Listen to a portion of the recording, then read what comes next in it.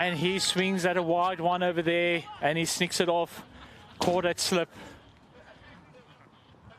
This is a fantastic start for the Austrians. Exactly what they wanted. Unfortunately for the Norwegians, they are falling short, losing a wicket on the very first ball. Batter chasing it wide and sneaking it off.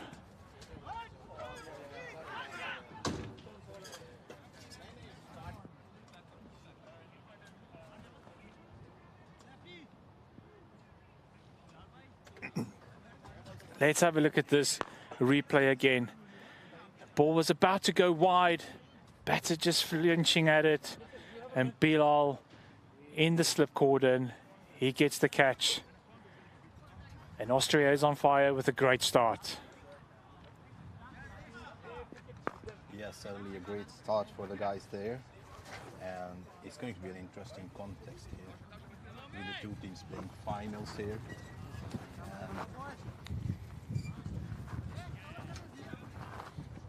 We have a bit of wind playing the role here for the two teams, so the bowlers have an advantage.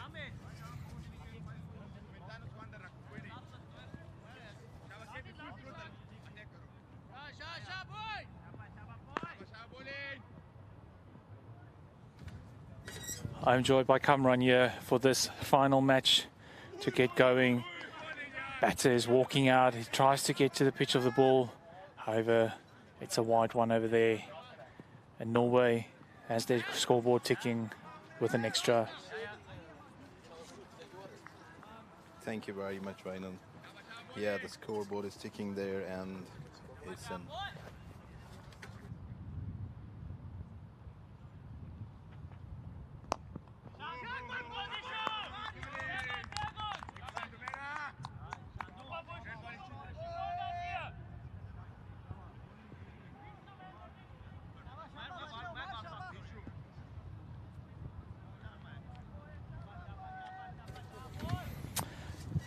We just had a quick talk with the production team. We'll get the graphics on the screen just now.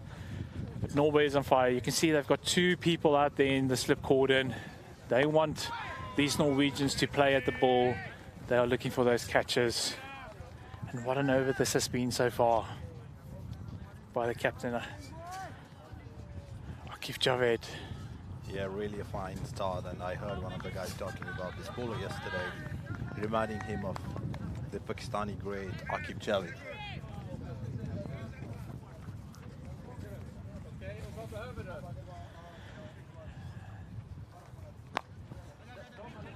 Lovely shot there through the covers. He breaks the two fielders and they get back for two. Yeah, lovely bit of cricket, playing it on the merit, doing nothing extraordinary there. So taking two easy runs there.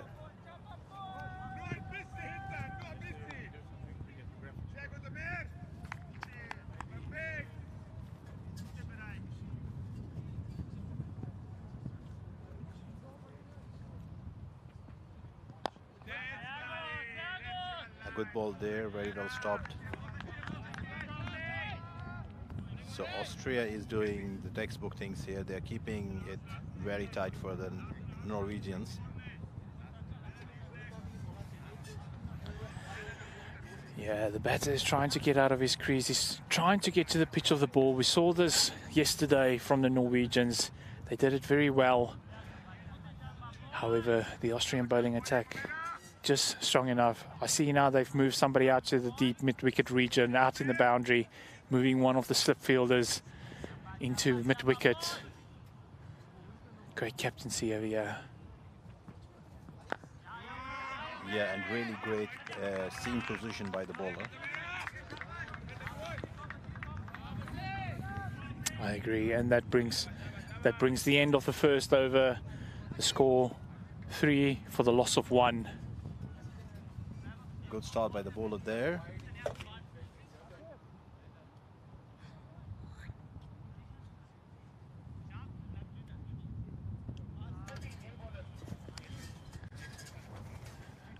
Let's see, we have Basir coming in to open the bowling attack.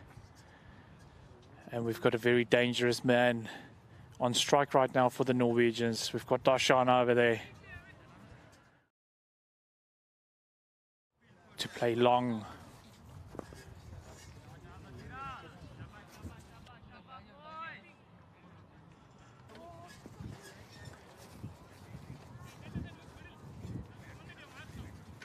So the batsman getting ready, and Basir has his plans ready for the batsman, so there's a bit of rearrangement going on in the fielding there by the Austrians. So really an interesting game going on here between Norway and Austria, the final game of this 2025 Viking Cup.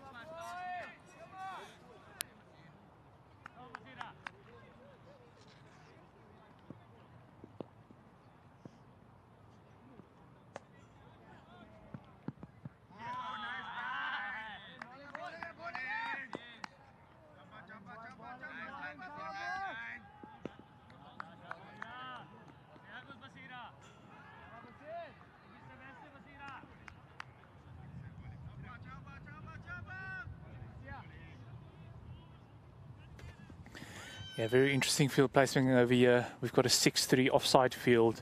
Basir coming in. Darshana going big. Gets a bit of an edge over there, over the slip cordon. But the deep point runs out and he stops it with one hand on the boundary. And it's only one run over there. Yeah, that's really good point of fielding there by the fielder. And they're playing smart, I would say. So they have fielders placed at the right positions, knowing the fact how their opposition is going to play and go over on them. So let's see, we're still waiting for the score updates on the screen, so it will be out there shortly. We're working on it.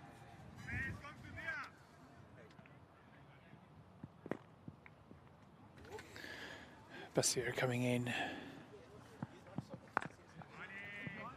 Thinks of a quick single, however, that would have been very risky. That offside field is very much packed with fielders. And as we've seen over the course of this tournament, the Austrian fielders, they are very alert, they are very quick, they are attacking off the ball. So any quick runs, you have to be sure as a batter that you will make it, otherwise you will be in trouble.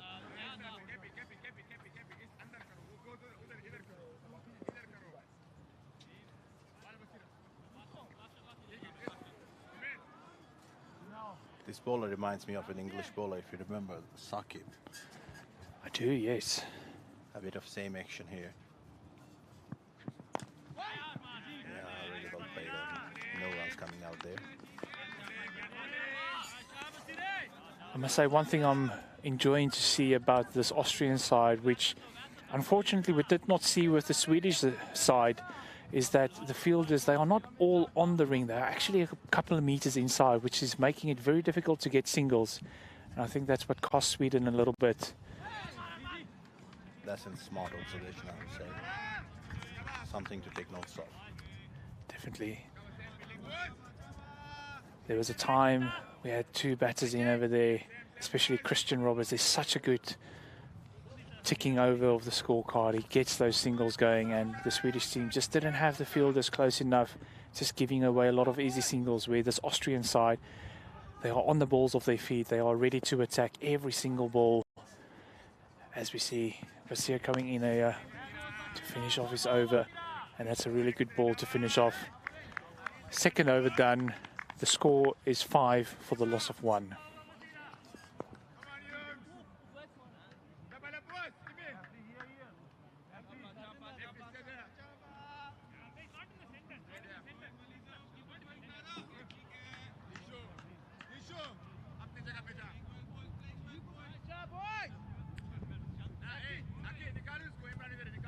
So as you can see on your screens, the scores are 5 runs and 2.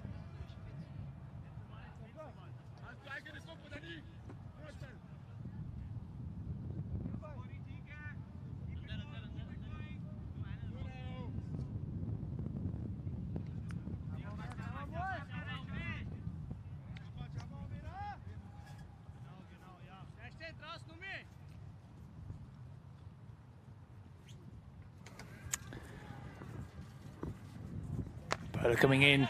There's a Walid chance. stepping out. A really good catch there in the middle. Really, really good catch there. Walid trying to do what he did yesterday, just getting to the pitch of the ball, running across to get it over the field. However, didn't get hold of that one, hitting it straight up into the air.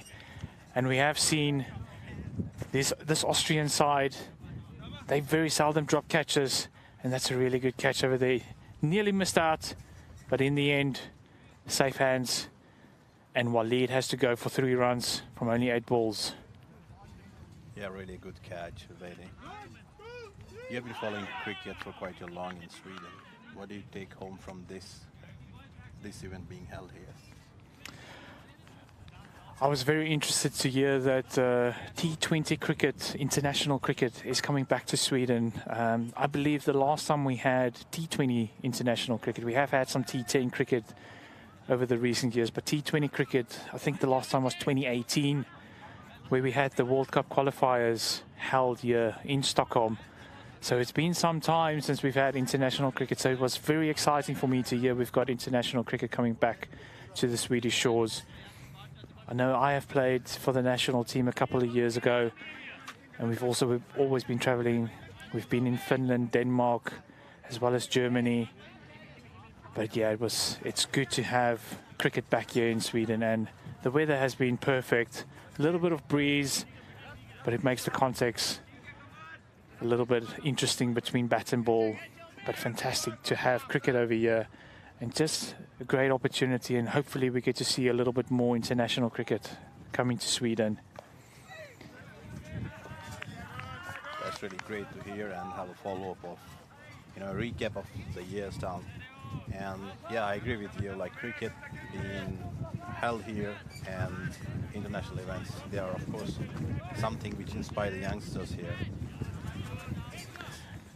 Definitely, and also the ground over here at Borchika cricket ground that we have seen. The grass is looking very, very well. As we see that ball, really good ball. I remember when I just started playing cricket in Sweden about 6 years ago. I remember there was a lot of weeds on this ground, but the commune and Swedish cricket, the local teams, they've worked hard, they've planted some new grass, and the grass is looking really good over here. As well as the facilities, we've got the new clubhouse built. We've got some practice nets that you have seen in the pictures previously down at the bottom of the ground. So it's great to see lots of investment coming through, and hopefully we get to see more. We do have a little bit of a lack of grounds, especially in the Stockholm region, so hopefully we get to see some more cricket grounds coming up so that we can host these type of tournaments more often. But yeah, really good to have cricket over here. Yeah, that's really great. I remember like kind of the same things. When I first played in this field, it was really in a different state it isn't now. So that's really a good job by the commune, by Swedish cricket, and it's really proving to be fruitful for Swedish cricket. So yeah, we look forward to more of such grounds around Stockholm and whole of the country. Exactly, and it's good to have our neighbours Norway joining us. I know we've had some women's cricket recently, some T20 cricket, but it's good to see the men's as well. Hopefully we get to see some under-19 cricket as well, especially after Sweden reach the second round of the ICC World Cup qualifiers, which they just played about 2 weeks ago in Scotland. Scotland coming out victorious on that tournament, beating the Netherlands. So they will advance to the under-19 World Cup. But it's great to have the cricket over here. And hopefully next year this tournament can be held again, and we see a couple of extra teams coming through to join this tournament over here. As we see the end of the third over, Austria in complete control, conceding only 5 runs in 3 overs and having 2 wickets down there. It's a great start by the Austrian team. Norway's going to want to come back.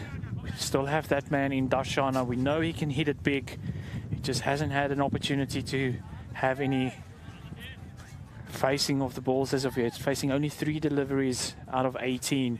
So he would like to be on strike a little bit more.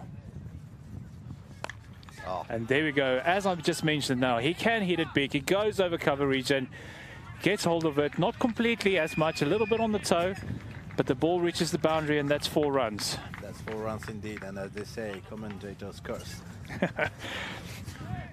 Perhaps for the Austrians, but commentators' luck for the Norwegians. Yeah. I mean, I've really been following all bowlers here, so what they have been doing really good in this tournament is like they're keeping the lengths away from the batsmen, and some of the batsmen have been really good at picking up the lengths right and playing it on the merit. As we see a wide delivery over there. Yeah, there's been a little bit of extra bounce as well on this pitch if you get that area, the right length over there. But with Darshana is one of the taller guys in this tournament, and that little bit of extra bounce, it doesn't catch him out. It actually plays to his advantage, gives him an opportunity to get under that ball properly. Yeah, surely. Like there is a bit of change in the field. They're taking one fielder out on the off and getting one in on the fines.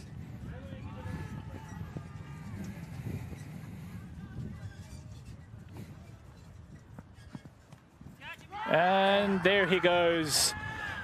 Imran taking the catch at second slip over there. Darshana, he's just pushing at the ball. He didn't play his proper shot. He wanted to work that gap where the fielder went out, but unfortunately, the ball winning the match over there, and he just pushes it, he glances it straight into the hands of Imran, and he's not going to mess up that one over there. What a catch. Yeah, really good catch. It's a bit of a test match bowling there. So as you see, like they really have a good field set up for the opposition here, and a really well catch there. I must say it's been very clinical from the Austrian team throughout this tournament, where you can see the bowlers, they understand the plan that the captain has got. They set their field, they bowl to the field. On the odd occasion, they do have a little bit of a loosener where they will have an offside field pack and they stray onto the leg stump and they get punished. But they always come back and they deliver. Yeah, that surely is something they have been doing really good at, because I was watching them yesterday when they played against Sweden. So they held their nerves to the end. So that's what it is about. At the end of the day, you have to stick to your plans and do the basics right. Definitely.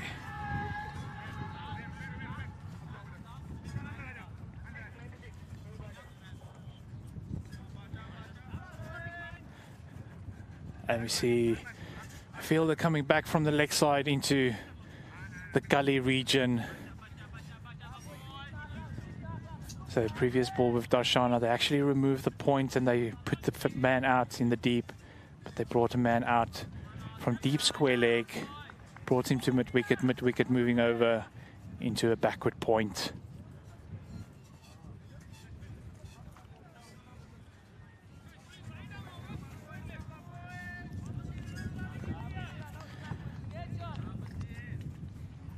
Unfortunately for the boundary there on the first delivery, but just look at the figures there from Basir.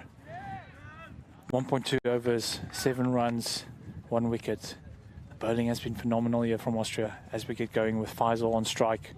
Well, that's a big swing and a miss. He wanted to attack that area, but I think he needs to come in and play a little bit more of a steady role. Just work the gaps. That's what the French side did so well yesterday and today, just building a partnership. And there's no need to have any loose shots. They just need to build it over here, work those singles. There we go. He pushes hard at the ball. Didn't play a shot, kind of just hard push, hard hands pushing it through. But he beats the guy at gully. Ball running past, and that's a single. And Faisal is off the mark. I really love how this guy holds the ball and, you know, pitches it really on the spots where they have planned it for the Norwegians.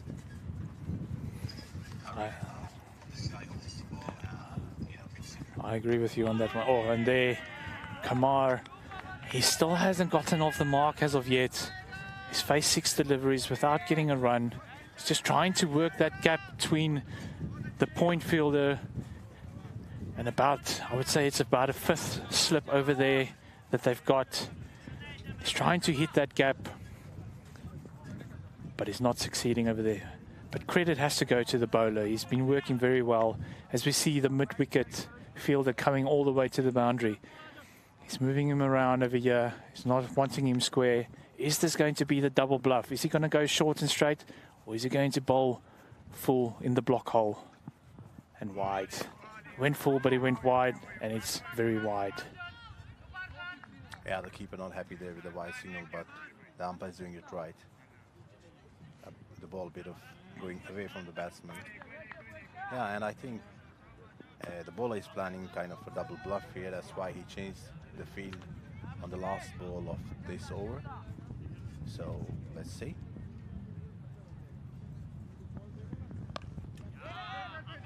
There we go, slightly better, slightly more in control there from Kamar, but he finds the fielder at backward of point.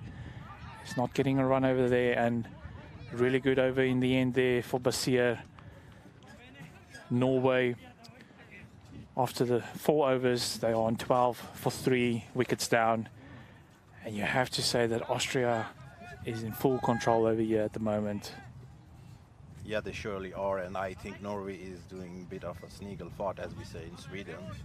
So they are taking their time, they are moving slowly like a snail, and let's see how it goes to the end.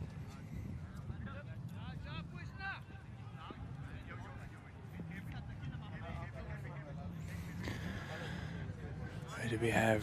Do we still have Umer Tare coming in to bowl? It seems like it. He's going to continue bowling. Good decision by the captain. These bowlers have been really good. You don't want to change the bowling just to keep good bowling towards the end. The guys are taking wickets, continue bowling them. And as I say that, he bowls a wide down the leg. Just trying too much with the ball over there. That's something really good that you pointed out. You know, sometimes captains go into a lot of defense, saving their good guys to the end, and it's too late to use them. So really smart thinking by the Austrians there.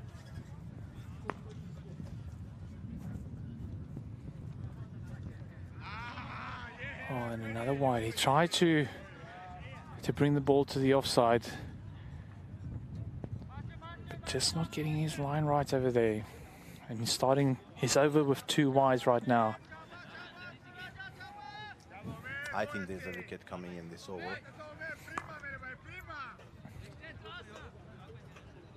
They're bowling to the plans.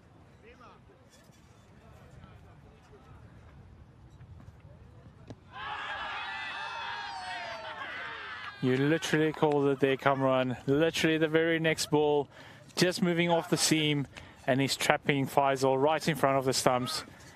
And he's out LBW. Just have a look at this. Yeah, there's just no foot movement at all. The ball hits him on the back leg, and yeah, he's trapped in front.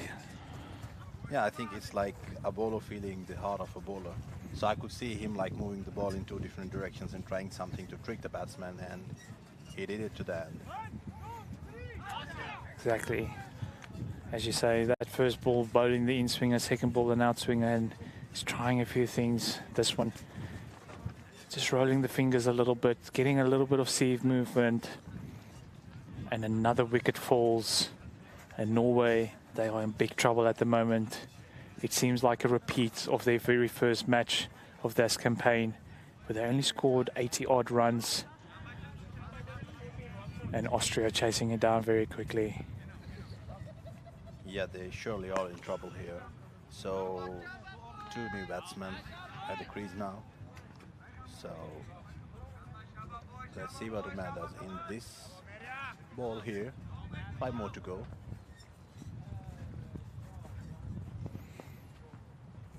A lovely piece of bowling there. The batsman giving a bit of respect to the ball and leaving it to the keeper. Just late swing movement over there. And you can see exactly that's the way he wants to bowl. He's got 2 slips over there. And you can't see it in the picture over here, but there's kind of a fly slip as well as a very good ball over there. It strays a bit wide. But yes, they've got a gully, 2 slips and a fly slip. So they really want to tempt the batsman to try and free the arms to get that edge and get that wicket. Yeah, really balling up to the field, and young man, take notes.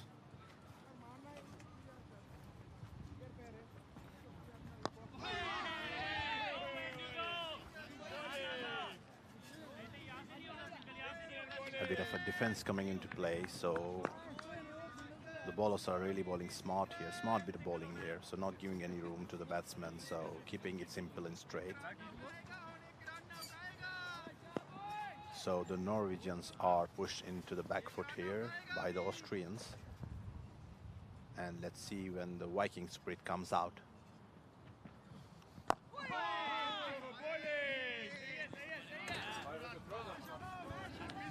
Yeah, good bowling over here by Umer Tariq. He bowled phenomenally well. He was so economical, got a couple of wickets yesterday as well. And he's just continuing where he left off yesterday.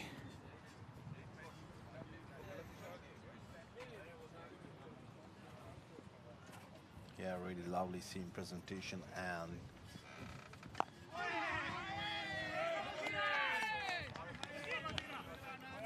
yeah, bowling to the field. You know, you see the ball is exactly going where he wants it to be, and the fielders are helping him out in that. And so Norway is pushing into the back foot, so they really have to gear up and get their innings going. But let's see, there's still a lot of hours to go. I like this field, 7-2 on the offside. Only mid-on and mid-wicket. But he continues bowling on the offside. He goes a bit wide. Beautiful cut shot. Ball is not reaching the boundary. And there's an easy 2 for them. Yeah, it's really a beautiful way of supporting your bowler by putting the right fielder in places. And it also shows like they really trust their bowlers to the end. Just one thing I noticed over there from Mohammed as he was running and turning around, he had a bit of a slip, but also he was turning blind. He was not looking at the ball. Luckily, he knew there was an easy 2. But in a situation like that, you see it so often where people turn blind. They turn with their back to the ball. They start running and they realize there's not a run and they get caught out. And they have to turn around, but unfortunately, there's a run-out opportunity. And we see a change of bowling over here. Akib Javed, he's coming into bowl. He's got a little bit of extra pace over here. And Norway 17 for the loss of 4 after 5 overs. Austria in complete control. Yeah, they surely are in complete control here. So Akib Javed has been really bowling well from the past few games, so interesting to watch him here. It's a very good ball over there. Kamar just thinking that it might be wide over there, but unfortunately not. Great area there by Akib Javed. Kamar is a bit of a caught in the thoughts there. He has faced 8 balls and he hasn't opened his account yet. That was a close call. And there he goes. The ball is short and straight. He pulls it through past the mid-wicket, gets the gap, 4 runs. And that's a good way for him to get off the mark. And that's going to give him some confidence there, Kamran. Yeah, surely it's going to help him in the rest of his game out here. So 4 on the board for him and for Norway also. And he really got hold of that one good and proper, so it wasn't a loose shot. Oh, Javed just coming back. Such a good delivery over there, just trapping him on the crease. He was in 2 minds. Should I go forward? Should I go back? But just a little bit of extra bounce, and he very nearly gets the edge over there. And very close. We saw Imran back in action in the slips there. Yeah, lovely delivery there, just getting him beaten. Oh. Running hard for 1, and they will just get 1 run there.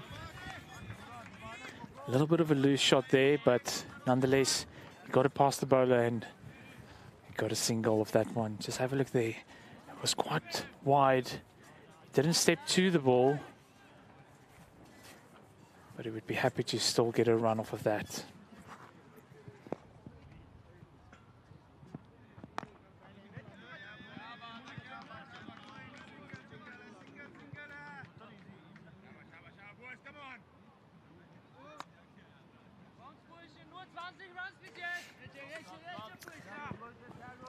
something which just came into my mind, when you have played cricket across different places.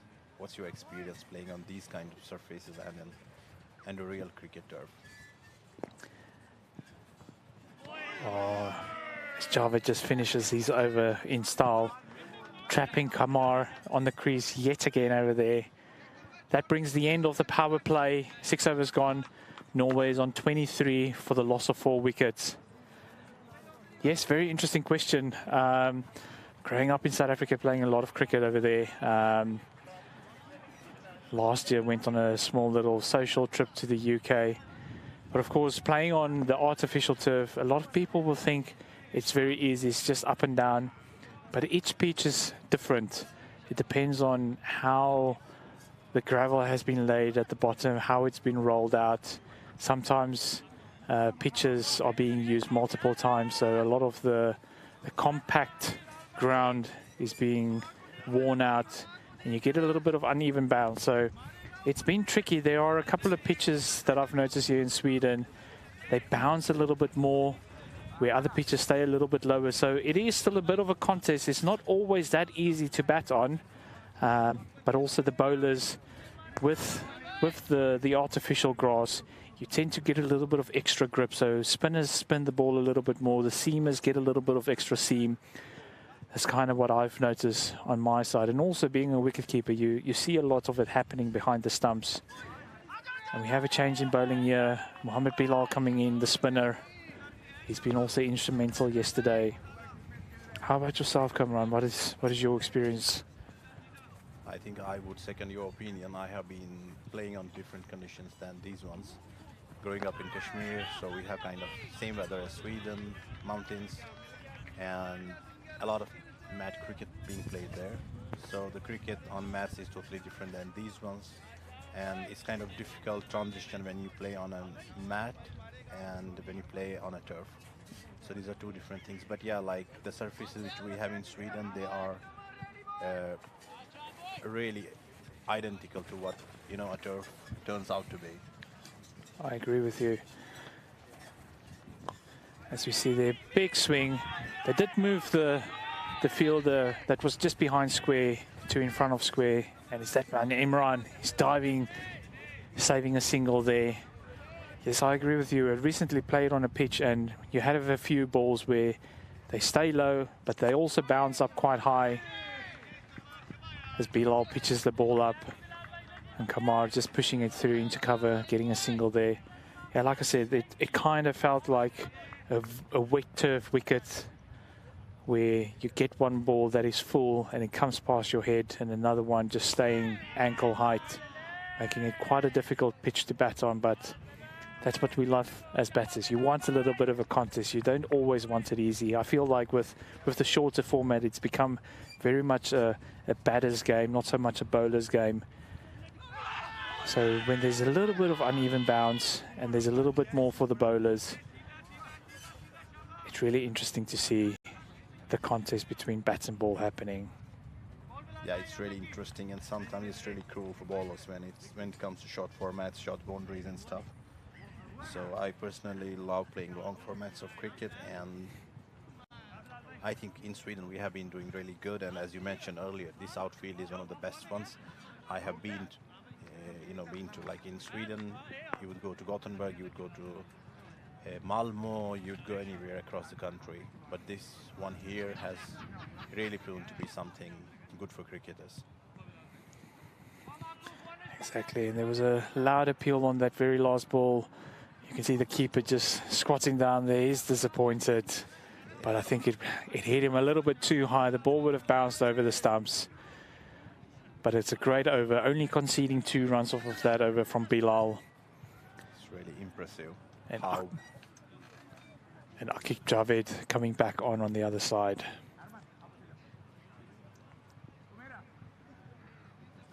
What's really interesting about all Austrian fast bowlers, they are not bowling crossing. That is true. They also control the ball very well. There were a few wides we have seen earlier from Umair Tariq, but majority of the bowlers have been very consistent with their bowling. I was mentioning yesterday, back in 2022 with ICC sub-regional qualifiers, Austria came through as an underdog, won their regional qualifiers, and they advanced, and they actually went through to the European qualifiers where they played against some bigger teams, Scotland being one of those teams as well. So playing against stronger teams, it always gives you, yes, you might not always get the result you want, but it gives you experience, and you get to learn from other teams who just have slightly better processes than what you have got, and you take those learnings on board. You actually learn a lot. I was mentioning to a family member recently, if you just think of Afghanistan, for instance, over the last 10 years, Afghanistan was never on the mark. And here we go, there was a direct hit on the run. The batter was safe, but unfortunately, nobody to back the ball after the ball hit the stumps, and they get 2 runs over there. Yes, as I mentioned, Afghanistan, they weren't always part of the big leagues, and then they started playing, they started winning their regional qualifiers, and now they're one of the top teams in the world, producing some phenomenal talented players. And I feel like they learned a lot from playing against countries like Australia and India a lot. So they've learned so much from that. Surely that's something to take home for all of us here, like to learn from your mistakes and do better the next time. And you were talking about Afghanistan coming up, and a really good shot there. What a shot. What a shot there, and it's going to be a 4 runs. Yeah, that's over the boundary. So coming back to Afghanistan, I remember Afghanistan training and having their home ground shifted to India in New Delhi. So that really shows their spirit and their love for the game. So they have really been, you know, like rising from the ashes. So they were like really a team which nobody expected to rise so fast. And they really have, you know, quality spinners, quality batting, and it's a perfect combination. We know we have a wicket there. What a ball. I feel like the ball hit the arm. Yeah, he's holding his arm up over there. A little bit of extra bounce. Just have a look here. The ball bouncing up, hitting the arm and deflecting onto the stumps. We'll be able to see it with this one. Yeah. Oh, that's very unfortunate. You can just see there. The ball was quite well over the stumps. Let's have a look at the back angle here. We'll get to see it a little bit better. Yeah, that's very unfortunate. And Austria strike yet again. The 5th wicket falls. You can just see from that side angle Really the way it deflected there.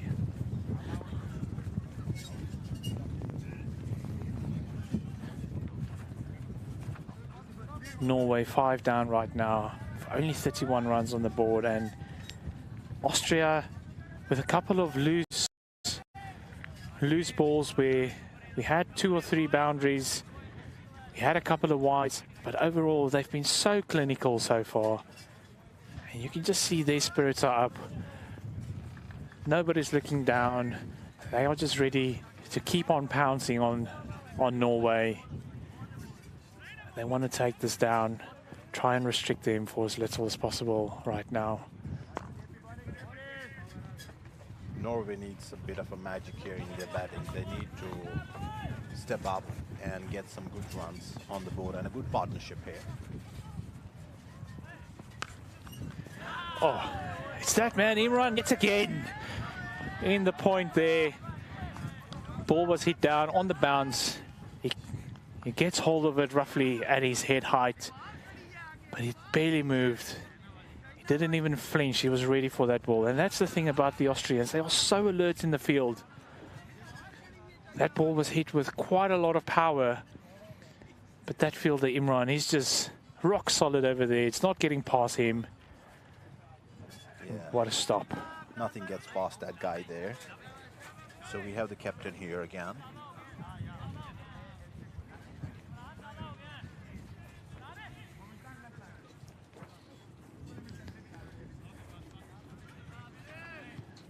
So 8 overs gone, only 31 on the board, 5 wickets down. Norway batting at less than 4 runs and over. Mohamed Bilal coming back in. Short to the leg side, and he gets punished over there. The ball gets what it's deserved. It was a very bad ball. He didn't get his line or the length right. And Norway gets a boundary from the first ball of this over. Yeah, the batsman played it really good and finding the gap there. Getting 4 good runs for his team on the board.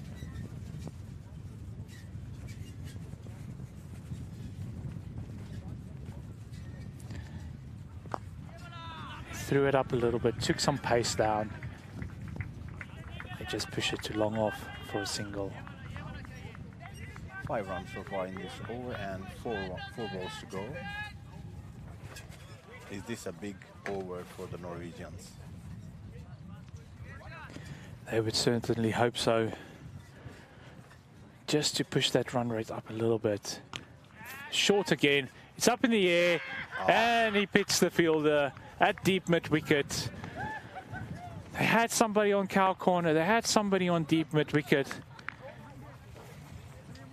And Vishal picks out. Yeah, a lovely bit of fielding. A lovely The fielder catch there. And you can just even see the elation from the Austrian fielders. Again, not a great ball at all. A little bit bad. Have a look at this. He's pitching it short, but he's not getting hold of it properly. And the guy out in the deep makes no mistake.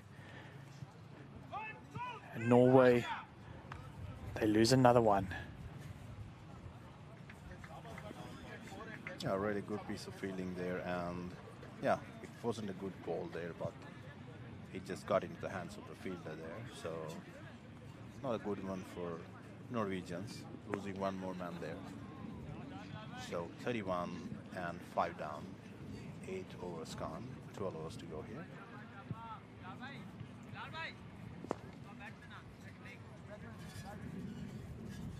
So Kamran, what do you think the coach and the captain said to the batter coming out right now?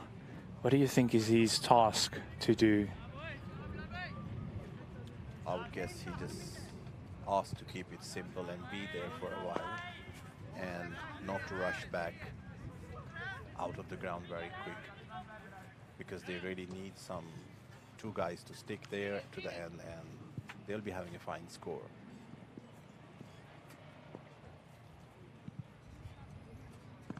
A little bit of extra pace there into the block hole from Bilal, and he beats the bat. Bilal kind of mixes it really well, a bit of a slow ball and a bit of faster. There's a lovely shot. This one, as you mentioned, he took some pace off. He threw it up, he gave it some flight, but he overpitched it. And have a look at this replay. Mohamed taking hold of it, hitting the boundary. Yeah, really well picked up. He knew the bowler was taking pace out of this ball, so he went for a good shot there. So making it 40 for Norway. Ah, my goodness. A little bit of extra pace. And there's that one that just stays down, but the ball wins the race, and that's 4 byes in the end. Unfortunate there for the Austrian team. Yeah, as they say in Swedish, gratis är gott. So it's the same thing for Norwegians. Have a look over here. Just stays down, and there's just that little bit of movement, and the keeper misses out on it. And Karambir was chasing there, but unsuccessful. So 44 runs on the board and 6 wickets gone. So we still have 11 overs to go for this first innings here. 1 over remaining before we have a small little drinks break. Austria would want to get another wicket in this over, whereas you would think the Norwegians, they would want to at least get to the 50-run mark by the end of this over. Just give them a little bit of an extra foundation for the second half of this innings. But Austria, they have been so clinical, so good so far. lovely piece of bowling there. Good seam presentation and going directly to the keeper there.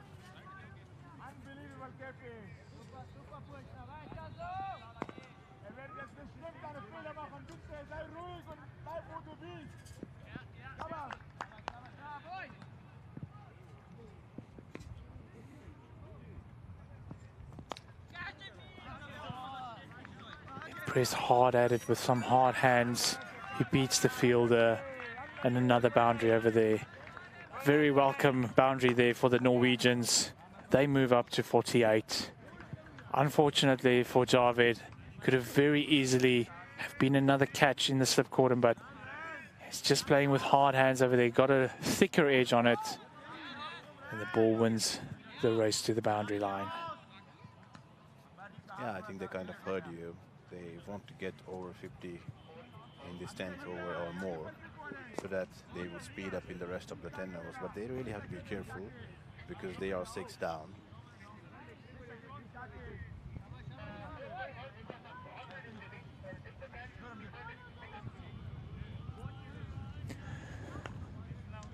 There's just something happening over here with the fielders. Seems like they've got a substitute fielder coming on for the time being.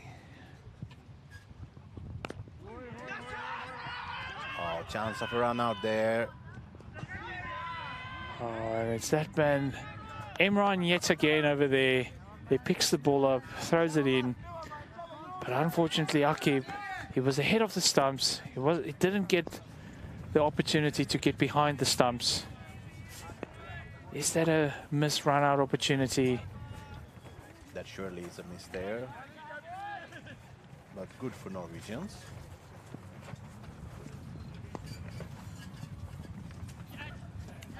And there's...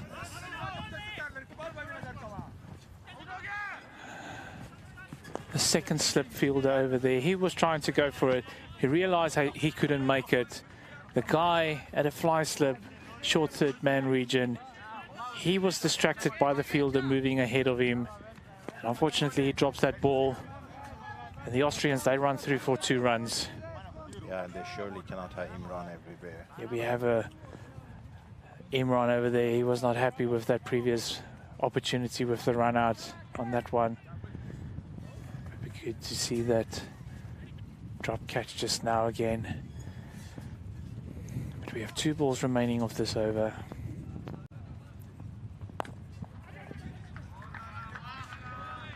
They get through for a single. Austria very nearly getting that wicket they wanted to get just before this drinks break. However, Norway, they've moved past that 50-run mark. They're on 51 runs at the moment. 1 delivery remaining of this over. However, there's a quick change of gloves happening. If we just look here at the bowling figures over there, just look how economical everybody has been. Unfortunately for Akib Javed Iqbal, it's been a little bit expensive. But look at Umer Tariq, 3 overs, only 8 runs. And he's getting 3 wickets over there. What a bowler. There's just been no partnership. If you look at the fall of wickets, 0, 5, 10, 14, 31, 36. The best partnership being only 17 runs. But there we have Kamar Mustak. He was battling to get off the mark. I think only on the 9th delivery he faced, he got a boundary to set off his campaign. And he stuck it out over there. He's going to play a crucial role here for the Norwegians as we get to the last ball. And what a delivery. Keeper is interested, but no edge. And a great way to finish off this over.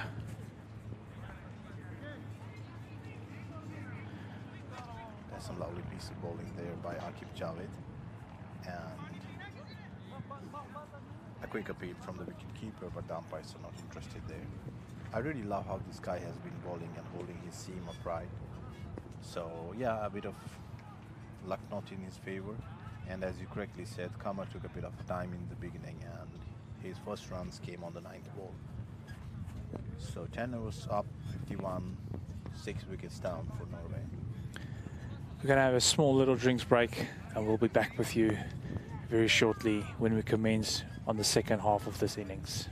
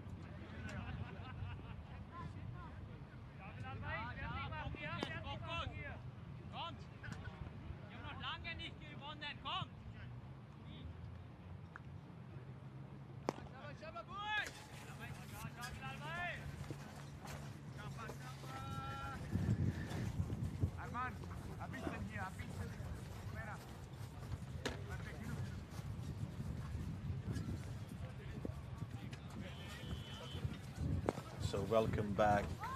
We have our colleague back at this commentary box, Rashad. Lovely to have you here. Thank you, Kamran. It has been so tight bowling from Austria. They have not let the Norwegian batters to bat freely. And Mohammad Bilal into his third over. They have been so disciplined throughout the tournament. A flighted delivery and has been put on for a maximum. Out of the park. Excellent batting. Yeah, that was a good pickup there. And Rahimi, who has been the aggressor for Norway. Can he be the hero here again? They need him for the final. Who had the fastest 50 of the tournament. And that win against Sweden as well. But it was probably against France, that fastest 50. Excellent batting. This is smart cricket after being hit. Yeah, really smart cricket there, getting a big hit there and then going for a single. But I'm really impressed by the way Mohammad Bilal has been handling his team and getting crucial breakups for his team. Yeah, I totally agree with you. And Akib Javed, who is leading the side for Austria, he's... Yeah, I really love his team presentation. Akib Javed, he has been really running hard miles and not giving up. So it was a bit of unlucky for him in the previous over. Kind of missed a catch in the second slip or a flying one there. So let's see how he comes back. Nicely played towards the long on region just for a single. Kamar Mushtaq, who is playing an anchor role here, he would be the key to take the innings. And Mohammad Bilal, we know if he stays for a few more hours, he could be a very dangerous batter. Yeah, the run rate going slowly a bit up than it was before, previous over. So suddenly Norway has started to accelerate. And as you rightly said, Kamar was the guy who played 8 balls and watched it very closely. So he didn't score any runs and he scored it first at ball number 9, which was a 4 runs. And Mohammad Bilal, the other batsman who you earlier mentioned, has been doing really great in this tournament so far. So, it is Muhammad Ibrahim Rahimi, I beg your pardon. Yeah, I beg your pardon, my bad. So Rahimi, who keeps as well for the Norwegian side, and he has been in a very good form. But you have to give credit to these Austrian bowlers, the line and length. I've been very impressed with the discipline and fielding, with the captaincy, Akib Javed. He's leading these troops. Absolutely fantastic. The same here, Rashid. I earlier mentioned to Veni, I really love the Austrians hold the ball and the way they plan their fielding. So it's really cool to watch them play. They are keeping it simple. They are doing the basics right. And this guy, Akib Javed, has been really doing well with his ball. Nothing loose. And as you can see, he's pushing the batsman onto the back foot all the time. And they get a single here, and it won't hurt the Austrians that much. And they have really worked it well over the night and came back prepared for this final day. But we still have a lot of overs to go, and we would see the results at the end of the day, who has the last loss. Ibrahim, who had the license in early matches, has come out in a very different situation. He needs to be a bit calm. Excellent bowling. He has some extra pace. He's the most express bowler. And I must say that these Austrian fast bowlers, they have been so disciplined again and again, and the reward is there. They have not let their position take the game away from them. So this is some excellent bowling. Yeah, really some quick gas in there and keeping it, in a length. The batsman can't do much there. So really, I agree with you. They have been doing good, and Akib Javed being one of their prime bowlers. So, and he being the captain of this Austrian squad is like really an inspiration for the players to watch, like the captain leading from the front and not giving, you know, extra runs for the opposite teams. Again, excellent delivery. He's really letting the ball do the talk. We've just talked about Muhammad Ibrahim Rahimi, who played freely in the last few matches, but the situation demands a different innings here. And it nips a bit in. He had a narrow escape, otherwise it could have hit the wicket as well. So he's not in that monster mood today. He's more looking for a partnership here, and that is with a straight bit. Yeah, lovely piece of bowling there by Aqib Javed. A very well over, a nice comeback, even just one run here. So 61 for 6 and 12 overs gone. I'm really impressed, Rashid, by the seam presentation of the Norwegians. As you earlier mentioned, their field setups and the bowlers, they really bowl into right spots. So it doesn't give much room, much time to the oppositions to get it, you know, get anywhere where they can get big runs on the board. Yeah, I totally agree with you. The discipline, the line and length, and that has been backed by some wonderful fielding from Austria. You got to give credit to their coaches, their trainer, all the management, who must have put a lot of efforts. So Muhammad Bilal into his last over.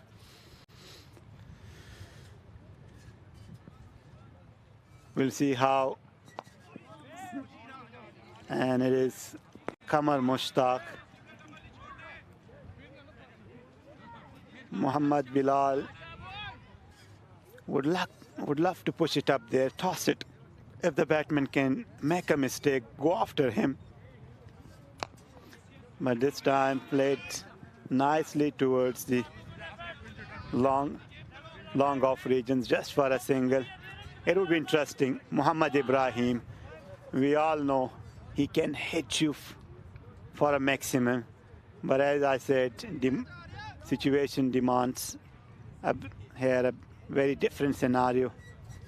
Oh, it was a quicker. Yeah, it was a quicker. Yeah, he's really good at it, at mixing up, you know, variating the pace.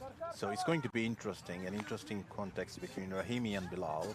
And let's see how it gets here in the rest of the 3 balls. It swung up. Fuller. This is excellent bowling. Muhammad Bilal, he's just mixing it up. Excellent ball. What do you guess, Rashid, here? What is the next ball going to be? He's mounting that pressure, so batsman could go harder. And oh, this is some good bowling. Watch out for this last ball. And if Muhammad Ibrahim loses his temper, it can go against their side. Just be calm there. You have so many overs left. No, it was going down the leg. Umpire was not interested either.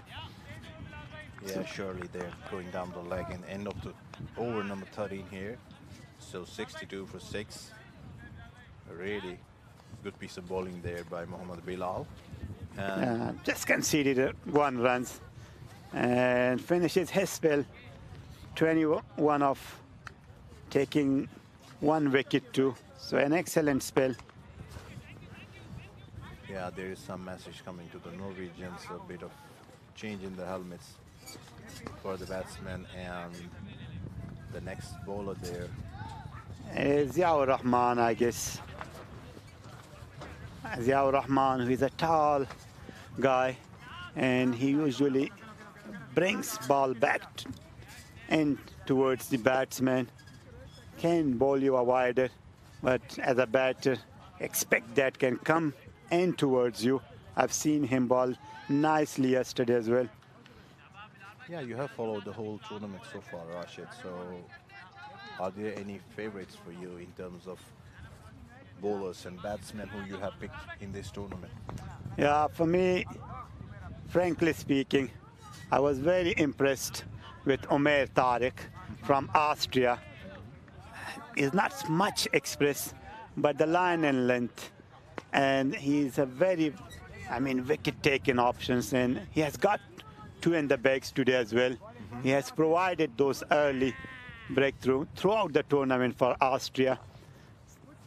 I just came back and nicely played towards the mid-wicket region just for a single.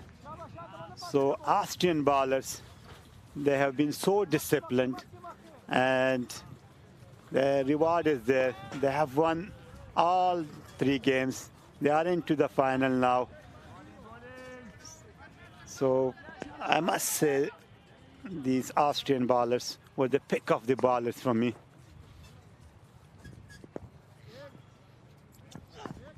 Oh, nicely played. Cut and cut well for a boundary. Mohammad Ibrahim Rahimi, he does not wait for a long, and you could see that now he is in that mood. So you could see something more is on the card. He will hit you for a more if you look bowler, but it was a decent ball. He played so nicely. Yeah, that was really well played by Mohammad Ibrahim Rahimi. Yeah, Ziaur Rahman didn't do much wrong there. It was just a good shot and nicely cut by the batsman. So let's see if he comes back and takes the revenge on the next ball. You see, he suddenly starts that. Mohammad Ibrahim Rahimi. I could see there was a message coming to him. Yeah. But let's not forget Norwegian bowlers as well. There were some Ahmadullah Shinwari. He used to bowl off, and when Norway come to defend their target, watch out him. He's a very played softly for a single. Ahmadullah Shinwari, for me, he bowls smoothly and he has got some pace too. So if they can post a target of 140, 130, I tell you it will not be a piece of cake for the Austrian to defend it from there. Though they had successful 3 chases, but Norway, we know they have got a very solid bowling unit being backed by some. There it is. Lovely shot there. Rahimi. It was a back of a length short delivery, and he punishes for the maximum. And we have just been saying that a message has been delivered to him to go a bit aggressively, and we all know he's a very dangerous batter. He has been doing it now for a couple of matches. Ever since he has joined this squad, he was not in the first match. He has played some superb cricket. Yeah, really picking it up right and hitting a big one on this. So let's see what happens on the last ball of this over. Nicely ball. That came in a bit. Nice comeback by the young man, giving 12 runs of this over. I was talking about Rahimi, Mohammad Ibrahim Rahimi. He looks a very impact player. The moment he stays there and stays a bit longer, he can take the game away from you. That's what he did to the Sweden team and the French team too. Yeah. So I think he has got the start. 22 of 19 ball. As you earlier mentioned, Rashid, so there are a bit of more messages coming down to the ground, and we have 6 overs left in the first innings, so 75 on the board. So what do you say? It's a final. Chase will not be easy. I can tell you that with the kind of bowling attack Norway has got and fielding, they just showcased excellent fielding yesterday, took some important catches, and if they can replicate that with a total of 130, 140 on the board, it will be not an easy chase for Austria, though they chased down some. They had successful chases last 3 matches they won, and that is why they are backing themselves to chase again in this final. They won the toss and elected to bowl again. We could understand they have more confidence in their batting lineup and chase up. So final pressure and chase, and then you have a bowling unit that they have Norway. So it's now runs are coming. They were on a back foot, but now they feel a bit comfortable, these two on the crease. This partnership is building. Yeah, surely they have taken their time, and we have two batsmen who have spent a couple of minutes more than other batsmen, so they surely have an edge over the others. So 39 runs from 33 balls, as you can see, is the partnership, and what we were talking about earlier, Vinny and me, they need a partnership here in the ground, and they surely have one here. So it's time to change the gears, I guess. Rightly so. I think Austria has to do something to get Rahimi out before he comes into that hitting mood again. He's already there. He has hit two huge sixes and one or two boundaries as well. But still it is under control for Austria. They would be hoping to get him out. Yeah, but I think Austria is also feeling a bit of a pressure now by not getting these two batsmen quickly out, because they know they are going to change gears and make it big to the end. Anything can happen. We still have a few overs left in this first inning. So I was talking about Umer Tariq, and look at his figures. 3 hours, 8 runs for 3 wickets. This is outstanding stats as a fast bowler. We would love to have Kamran. It's really outstanding, and it's really, you know, something every bowler dreams of. Yeah. So. And he usually completes his spell at the start of the innings, but he has kept it. I mean, the captain has 1 more hour, so he would be hoping that he can break this partnership. And it is his line and length, not pace, and these are the basics for fast bowler. I think there is something.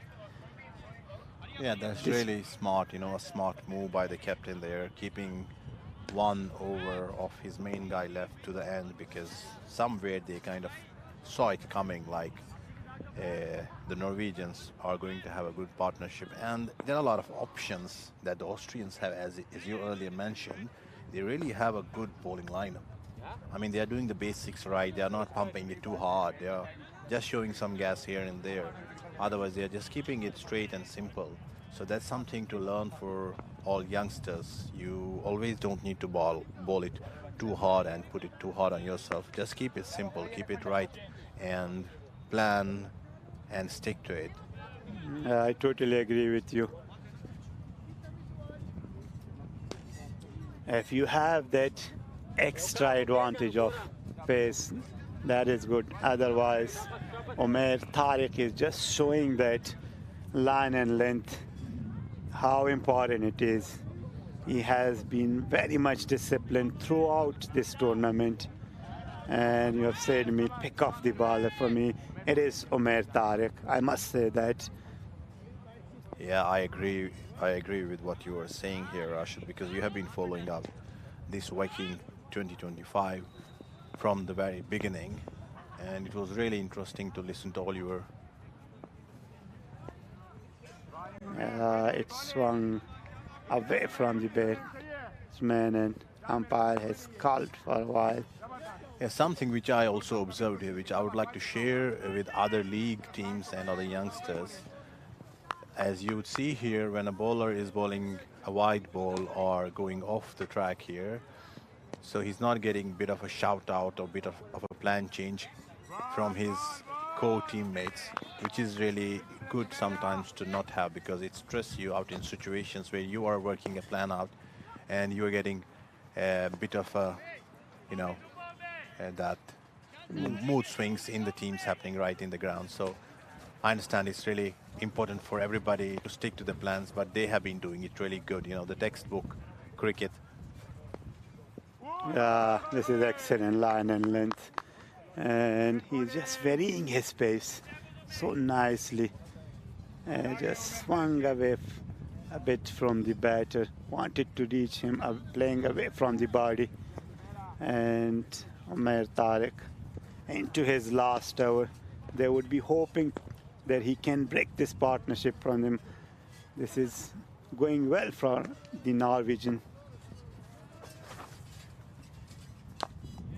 Just slightly fuller this time. Lovely piece of fielding there by Akif Javed, just giving one run to the Norwegians. Yeah, they will be hoping to break this partnership, and what I was mentioning earlier, they are not losing their calm, they are keeping it cool, and if they are going off the plan, they are supporting each other. That's something really important, which we can learn from the bigger teams. Yeah, absolutely right. There are lessons learned for youngster. Oh, nicely bowled. Excellent. This is some great exhibition of seam bowling. Good. Yeah, that's really excellent. You know, I was earlier mentioning to Vaini also, I really love how they hold the seam and how they change and vary it, be it the fast ones, be it the slow ones. And Vaini was also mentioning about something, you know, for other countries to learn from, who are trying their hard to come up the division and represent their countries in ICC divisions. Afghanistan is a prime example of dedication, and you know, they are a team to, you know, look ahead for how they brought up their cricket and how they are, you know, ranked nowadays in the world of cricket. So really inspirational. And Vaini was also mentioning about his outings with Swedish cricket back then and how it has changed and emerged. So it's really outstanding how cricket has changed in this part of the world. And I know there's a lot of cricket played in other parts of the world for the viewers who are watching us from different parts of the world. So yeah, this is one of the finest places here in Sweden, Stockholm. And as you can see, we have 15 overs gone and 79 on board for Norway. So Umair Tariq, completing his spell, just conceded 3 runs in the last over. He has been economical throughout the tournament, and at the same time wicket taker too. So excellent over comes to an end. Qamar Mushtaq is on the crease playing an important knock. He would be trying to give more of a strike to Muhammad Ibrahim. Muhammad Ibrahim is on the strike right now, I believe. Yeah, Qamar has taken a bit of a time, and as you can see, he is 26 runs over 34 balls here, and Norway has 79 on the board. 5 overs left in this game, so let's see what's coming out for Norway. You as a fast bowler, Kamran, how would you bowl to Ibrahim Rahimi? I think now he's looking for those big shots. Should he keep it outside those wide Yorkers, or should he target the stumps? That is risk. Oh. What a nice catch there. This is the wicket they wanted. As you just asked me, I wouldn't keep it too full, and I wouldn't be giving him, you know, way of good length balls. So he did the right thing there, face off and directly to the fielder there. This is a big wicket in the context of the game. Muhammad Ibrahim Rahimi, who was looking so good, has just been caught. And Ziaur Rahman provided that breakthrough. The dangerous man is gone. Rahimi, who has been changing the course of the innings for the last 2-3 games, just couldn't succeed in this one, though he played a decent knock in this game as well. 22 of just 23 ball, or 23 of 23, I beg your pardon. But a kind of batsman he is, you would expect more runs from him. And now Austria will try to mount more pressure. I think it is the new batter. Is it Ahmadullah Shinwari? We'll just see. Yeah, let's wait and watch who the next new guy is on field from. Yeah, it is Ahmadullah Shinwari, the left-hand batter.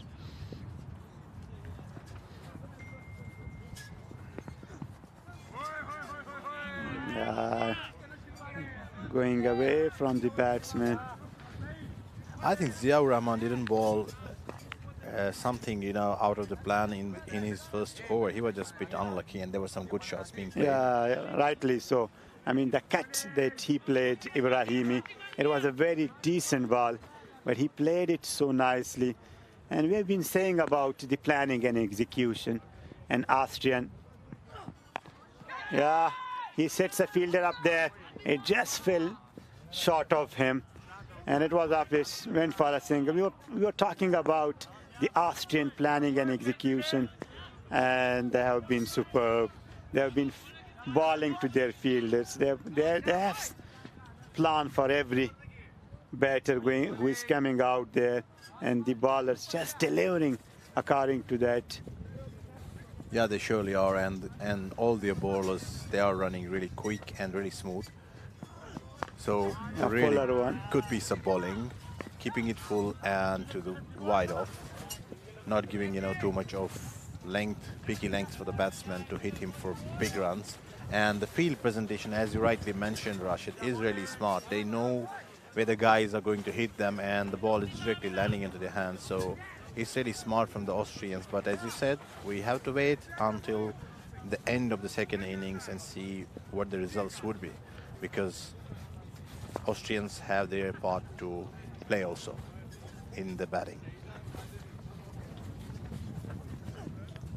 Oh, a bottom edge, unlucky for the bowler, and it went all the way for a boundary. Basir Khan couldn't stop that one, and a very unfortunate boundary for the bowler. But Norway will welcome it and will take it with both hands. Yeah, a bit of a bonus for the Norwegians, so they would be happy. So Shinavari is now 5 runs off. I beg your pardon, I guess it's 9 runs. It is. So he... Ahmadullah Shin. Upish in the air, and fielder is coming underneath, and they don't drop these catches. They don't drop. I think it is Karan Beer who just took a nice catch, and now Norway is in deep, deep trouble. We've been saying if you lose a wicket, so there is a chance of taking another one, and that is what is happening right now. They have just lost 2 wickets in a quick session. Yeah, really lovely piece of bowling by Ziaur Rahman. I really love this lad running these strides hard and just keeping it simple and not giving too much of room to the batsman and getting the benefit of it. So 2 wickets for him, and so 8 down for Norway. So they have 85 on the board. So let's see what's happening next in this game. So we still have 4 overs left, and it's going to be interesting. Rightly so. And it is Basir Khan, who I assume has not bowled in other matches and has just been introduced in this match, and I think he bowled earlier spell as well. Yeah, he did bowl, and I was just talking to Wayne. He reminds me of an English bowler, Saqib Momand. And they have just, and I tell you that they have just saved him for this final, just that the rest of the teams could not, I would say, understand or read him, because he has not bowled in earlier matches. And when I saw him, I was surprised. And there he comes in a very important match, and that is final, and he has been bowling superbly. Look at his figures. And he's into 3rd over, conceding almost nothing, 9, and took an important wicket too. Yeah, that's really a smart move by the Austrians. It's kind of a trump card, getting it out in the right moment.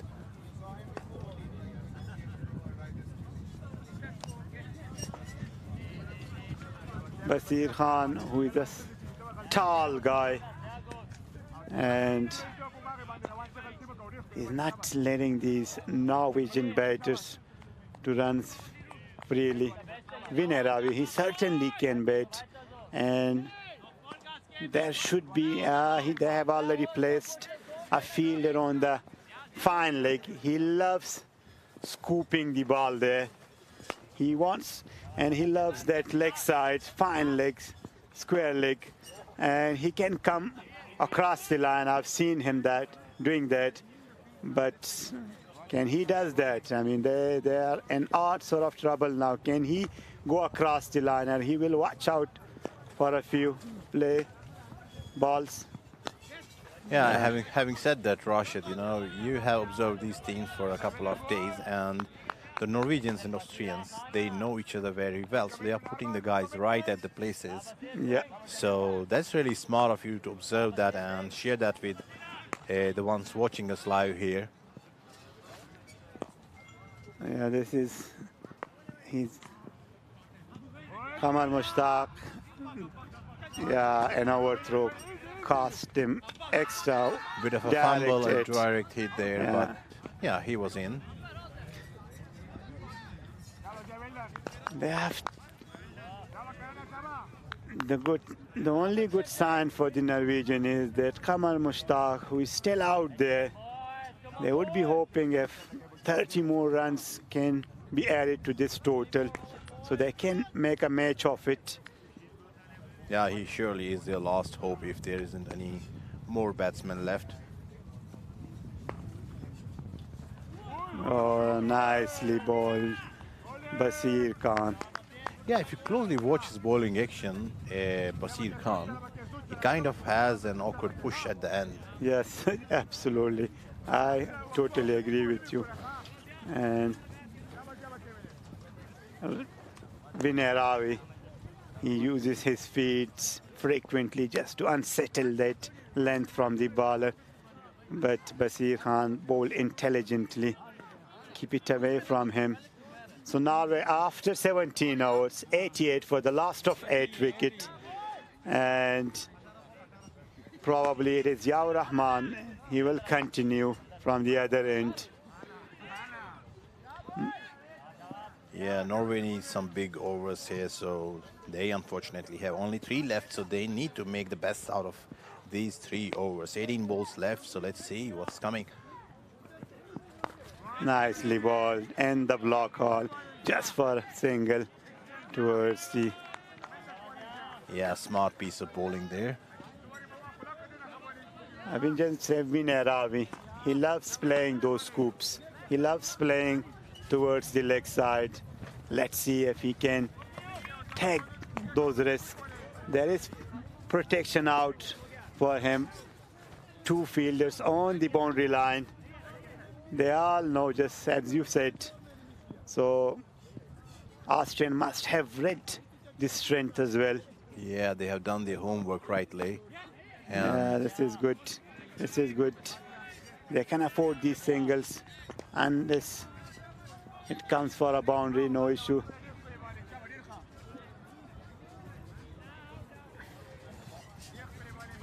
Yeah, it came a bit and it was a fuller again. Yaur Rahman. Let's hope Kamar hits a big one here and puts some good runs on the board for his team. He has been there for quite a while, faced 40 deliveries. And Yeah, there is towards the third man. There is a sweeper out, so just for a single. just getting 1 run there. So 91 on the board, and we have 3 balls to go in this over from Ziaur Rahman. I think Ravi, I know Ravi, he can hit, and he can hit with some distance. If he gets a bad ball, he surely will punish that one. But this is excellent bowling. You got to give the credit to the bowler. The way he has been bowling, I mean, Fuller, excellent bowling. And the block all, he can't do anything as a batter. Yeah, and he is smartly varying his pace on every ball he is bowling, as you can see. This one was a bit slower, so kind of a knuckleball thing. So they couldn't do much on this. So that's really smart of Ziaur Rahman to know and understand, you know, what the batsman is going to do. So he is pre-planning his moves smartly. Oh, full toss, upish, and nicely caught. They are looking for the umpire. Yeah, we have to wait and watch. I think he has been given out. He did not get the sort of Pretty nice. height and length he would love. Vinay Ravi was looking towards the umpire, but it's umpire call. and he's back into the pavilion. Nicely caught by the fielder. Yeah, a bit unlucky there for Vinay Ravi, as you were mentioning earlier, Rashid. He can hit and he tried his luck, but it didn't work out for him. So one more down for the Norwegians. So we have 91 and 9 wickets gone there. The batsman not happy there with getting out the way he went out. So let's see. Adnan Shinwari, the last man. And Kamar Mushtaq has to swing now before it gets, late. He has to take that strike. Only one ball is left. I don't know if Shinwari can bat, or else give it to Kamar Mushtaq. That is good. Nicely defended. It's now up to Kamar Mushtaq to take these 2 hours if he can, and at least if he can make 20 to 15 runs and make that score over 100, that psychological pressure, if he can put, and if that would be good. Kamar Mushtaq, just 2 hours is left. Yeah, that's really smart of Adnan to stop the ball and not give up his wicket and leave it for Kamar Mushtaq to steer the ship. So Basir comes back into the attack, and with that, and I've been very impressed with the sort of action he has. It will not be easy for Kamar Mushtaq to hit him out of the park, I tell you. Nicely balled. This is excellent. We have been praising Austrian squad throughout the tournament, and why not?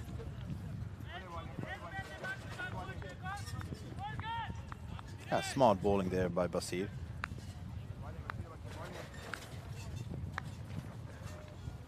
So let's see what the new batsman does in this ball. So second ball of this over. Nicely played. This is good cricket. Good cricket from Adnan Shinwari. Just give it to Kamar Mushtaq. Excellent from Adnan Shinwari. You know, something really interesting which came into my mind here, Rashid. When I watch all cricketers from... it is out of... And this is, we were talking about Kamar Mushtaq. Leave it to him, and runs might come. So an excellent shot. Went for a maximum. Sorry to cut your words, Kamran. Yeah. Yeah, it's okay. As they say, if it's in the arc, it's out of the park. So rightly so, getting a big 6 here. And I was mentioning earlier, I will come back after this ball. Again, full tossed. And again, went for a boundary. This is good batting. Basir Khan, he has just bowled 2 bad deliveries, and both perfectly been punished by the batter, Kamar Mushtaq. Both, they were not, he just missed his line and length, and Kamar Mushtaq. And as a process, Norway 103 for the last of 9 wickets. So they have reached that three figure. Yeah, really smart piece of batting there by Kamar from the Norwegian side. So he has been there for all the while, and he has been taking his time. 42 or 44 deliveries, just leaving this ball, letting it go. And I'm sure he will try to go big on this ball, or maybe try to keep the strike. Yeah, it is Ariel and the cape, and I think it is Bilal Zalmay who is covering that ground. But they managed to score 2 runs. So a very good hour for Norway. They managed to score 14 runs. So that was if they can do in the last hour to 10 to 15. And you never know these runs, they can be winning for you. Yeah, you never know. 1 over to go, 105 for 9. And I was earlier mentioning about something which I have been observing here in cricket or wherever you are across the world. You know, when they play with each other, against each other, they come from different backgrounds, different places, but something which really unites them is cricket. So there's no India, Afghanistan, Bangladesh, Pakistan, or whatever. So they play as a team, they play as a unit. So something really beautiful, cricket uniting people, Rightly so, cricket has been a binding force. Yes, it was full toss, but the keeper who has the gloves and caught the catch, they're looking towards the umpire, but it is given out. Yeah, we were talking about, so you'll just come back to that. So, and that is the end of an innings from Norway. They just managed to score 105. They have been bowled out by the Norwegian, and it is now the third time I've been noticing that these Austrian bowlers, they have been bowling this team out. So this shows how disciplined they have bowled throughout the tournament. So excellent bowling from Austria. They would be very happy, and it's up to the batter now to chase this down. The bowlers have done their job. Yeah, surely now it's up to the batting. Yeah, Kamran, you were talking about cricket, so it's a binding force. I totally agree with you. They have integrated so many. I mean, it's now a metropolitan, so you see a lot of, players from different regions, and they're playing in one team. So this is a great binding force. Yeah, that's the beauty of cricket and the beauty of any sport you play. It unites you and it gets you, learning things which you rarely learn in other places or parts of your life. So, yeah, a lovely piece of bowling there by the...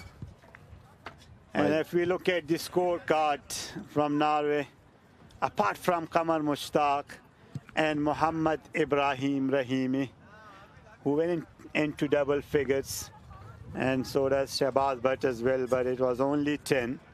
The rest of the batters, they did not contribute as they would have loved. Khizar Ahmad and Walid Ghori, they were expecting them to perform well, but they just couldn't succeed. Walid Ghori was a hero against Sweden. And Qamar Mushtaq has been left alone, and he played a very good knock, 44 of 46 ball, and the Austrians, they bowled him out. So it looks a bit disappointing. They would love to put at least 130, 140 on the board. Yeah. Kamran, if you look at the bowling unit, Austria, so you could say a few words on them as well. Yeah, it's been really impressive from the Austrians, from Umair Tariq down to Ziaur Rahman. I was really impressed by how Ziaur Rahman came back in the innings after that first over and took 4 crucial wickets, and every one of them, be it Aqib Javed, Basir Khan and Mohammad Bilal Zalmi, they have really been outplaying the Norwegians by their skills and planning. So skills only don't help you, but you need to also execute your plans right. That's something to learn from this Austrian team, how they, holded it up, how they spotted each other out there, and how they did the basics right. And they certainly has done their homework by knowing who plays on which part of the ground, by keeping the fielders right there. So that's really important. And they gave a bit of extras, 11 extras, but it wasn't, through wide balls, or mostly it was like by runs coming in there. So really good piece of bowling, because I didn't see them bowling any no balls or a bit of wide balls. So they have been really playing well, and they outplayed Norwegians with their bowling. And if you look at the fall of the wickets, they have been taking wicket regularly. There was only one good partnership between Rahimi and Qamar Mushtaq, and probably it was on the 7th wicket, 79. And apart from that, there was not a good partnership. And if you don't have at least 2 to 3 partnerships, I don't think so you can put a good total on the board. So excellent performances from Austria, and Umair Tariq, Ziaur Rahman, both were the standing bowlers. We'll come back in a short period of time. We will take an innings break and don't go anywhere. We will be here shortly. Thank you for being with us.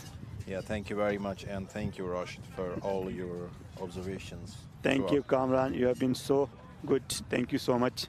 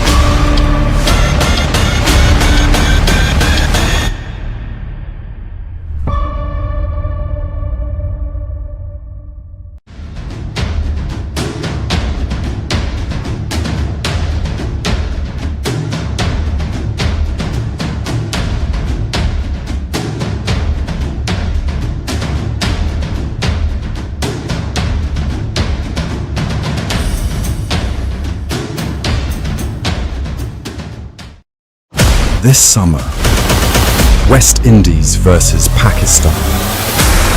The heat turns up in the Caribbean. Pakistan clashes with the mighty West Indies.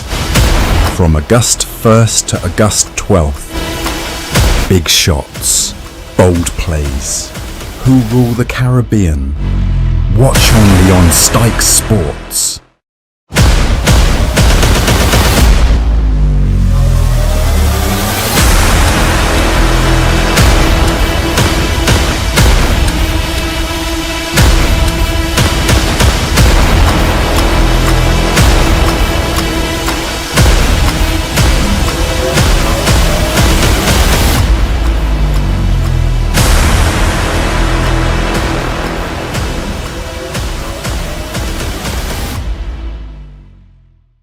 Behind every victory, there's a story the world never sees.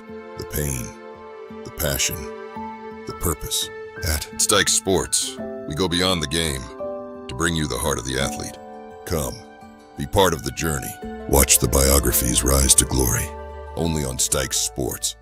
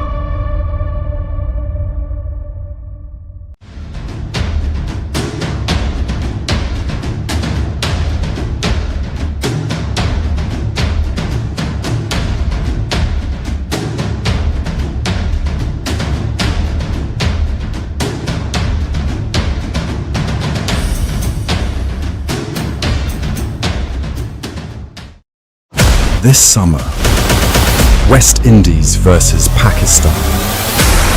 The heat turns up in the Caribbean. Pakistan clashes with the mighty West Indies. From August 1st to August 12th, big shots, bold plays. Who rule the Caribbean? Watch only on Styxsports.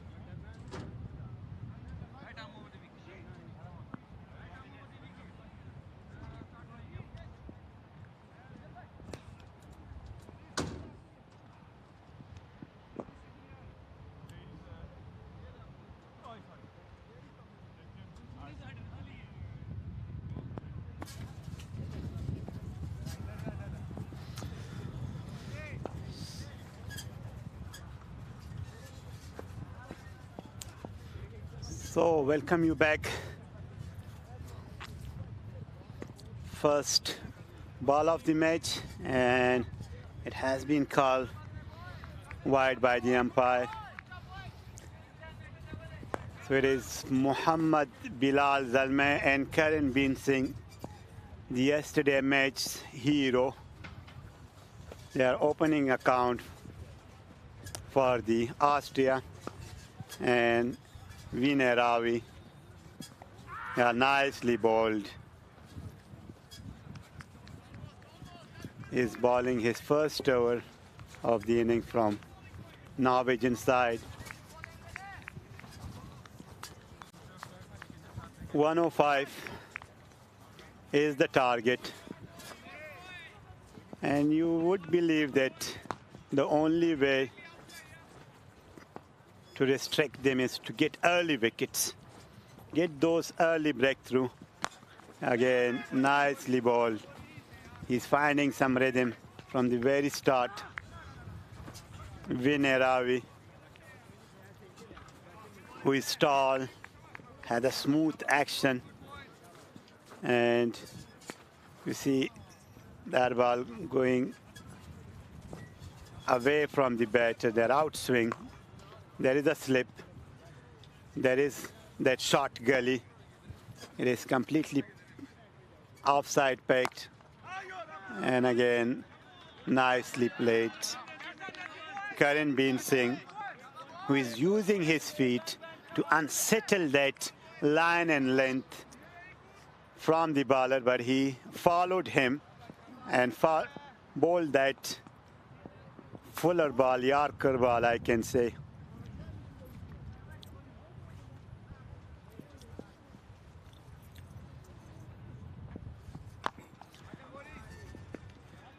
Yeah, played with that straight bread. So this is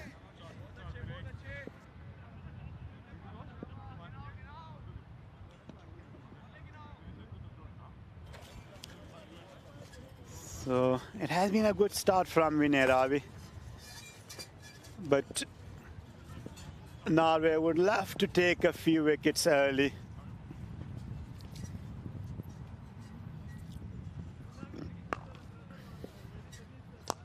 Yeah, again, it's a fuller one, and they have completed. Yeah, it's 1 ball to go. So this has been a good over from Vinay Ravi. It was Walid Gori, I believe, on the cover region.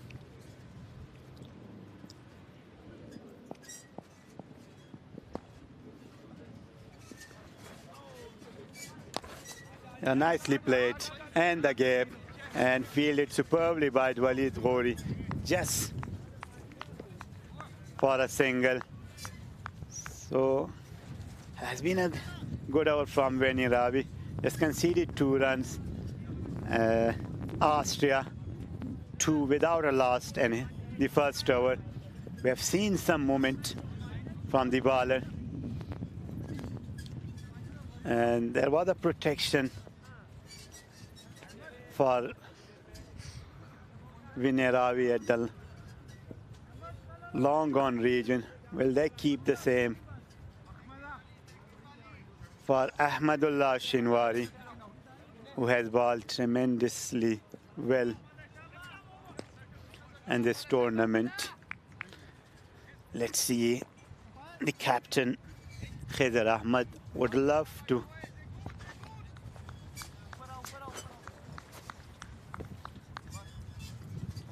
see him taking an early breakthrough for the team. Karanbir Singh using his feet. Oh, they are appealing. They are appealing. Umpire was not interested. Excellent bowling. He has some pace. Karanbir Singh. This is good bowling. Pitch is short. He saw the batsman coming through the pitch.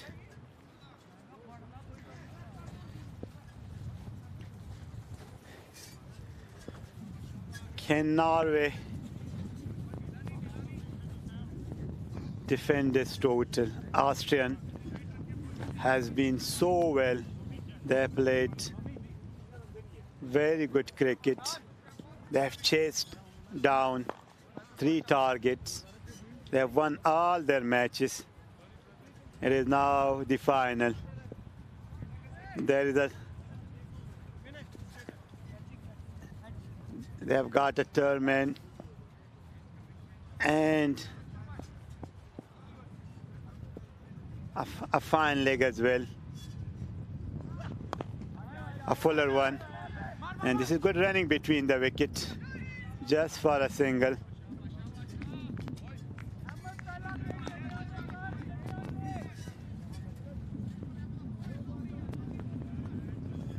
Nicely bowled. And Bilal Dalme, who has been off the strike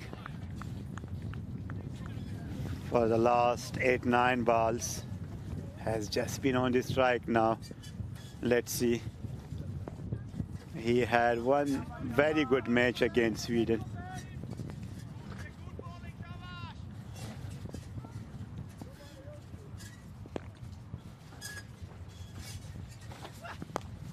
Nicely played towards the extra cover region.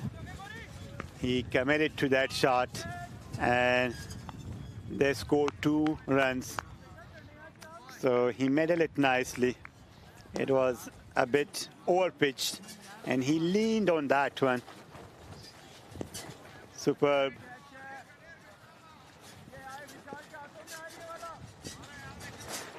This is good batting.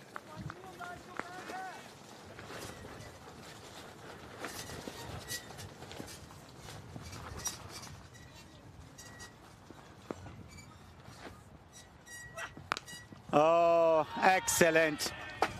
And it went for a maximum. Muhammad Bilal Zalmay has just been playing his second ball. Played towards the mid-wicket. And for the maximum, He just took it that from offside. He knew there was no fielder. He played, and now fielder has been taken. So third man is in. Well left. Well left. This is smart cricket. Well left. And good comeback from the bowler too. Yeah, some pace, extra bounce.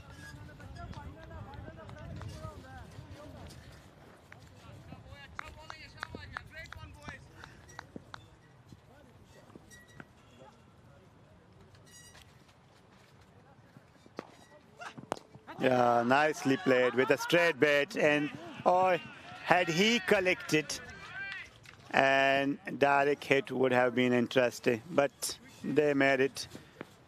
They gone for it, and they score one more single. So Austria, after 2 hours, 12 without a loss. So this is a good start for them. They've got not a steep target to chase, only 106.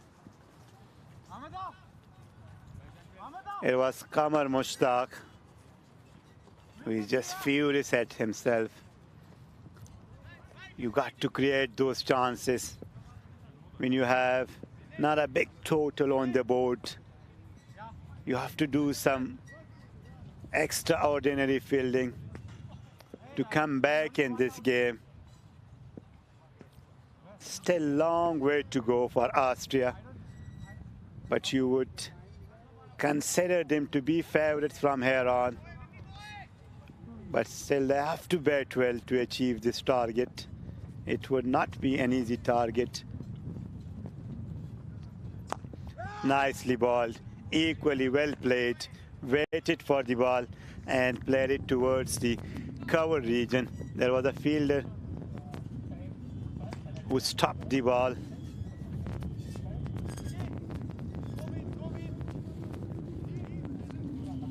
You see, there is a movement from Ravi. Ball is moving a bit away from the batter.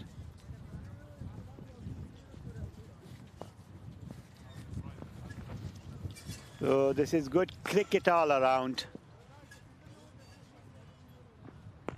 Down the wicket, swings his bat and got an edge towards the third man.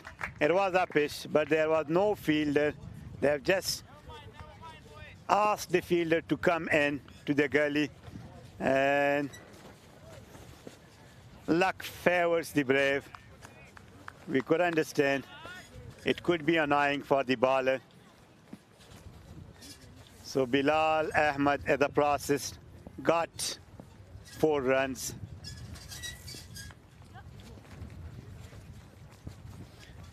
Vinay Ravi again. Bilal Ahmed again uses his feet. He pitches short this time and swung that bat towards the leg side. But it was, I think, on a slower side a bit and short too. I think it has been called a dead ball by the umpire just to recheck. They're checking that concussion test.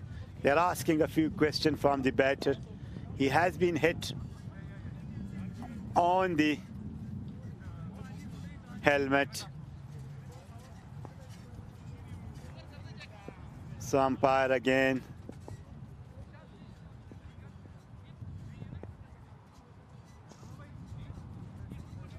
I think it has been called a dead ball.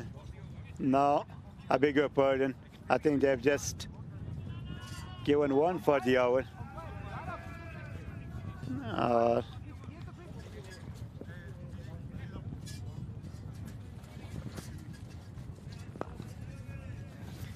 Yeah, that has been given 1 for the hour. So it was a dot ball. Thankfully, he's all right. He's on the strike again. Bilal Zalmay again uses his feet, and Ravi misses his line and length. Umpire call for a wide.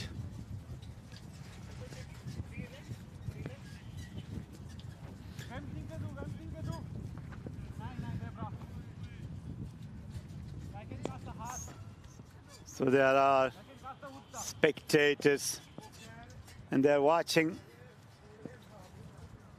this final of the Viking 2025. Again, that wild swing from Muhammad Bilal Zalmay. He is in a bit rush. He wants to finish it quickly. Be patient. It's a big game still left. You can't be overconfident.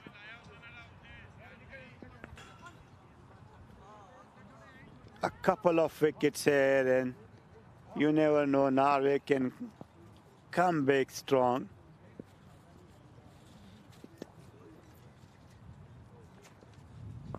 Vinay Ravi to Kabir Singh, nicely played for us. There is a mix-up. Oh, he mixed. Oh, he has been given out. He has been given out.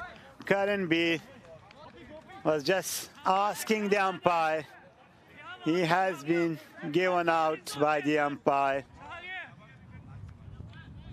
So I think there is no review system, and Karan Bir has to leave the crease now. Can it be the turning point can it be that moment that Norway needed to change the course of the match? Karan Bir, who is still out there, asking the umpire.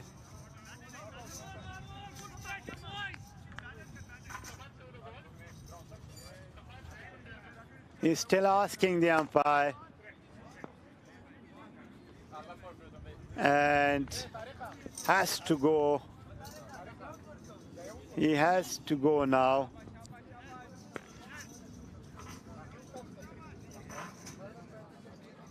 So there is no review system, there is no third man.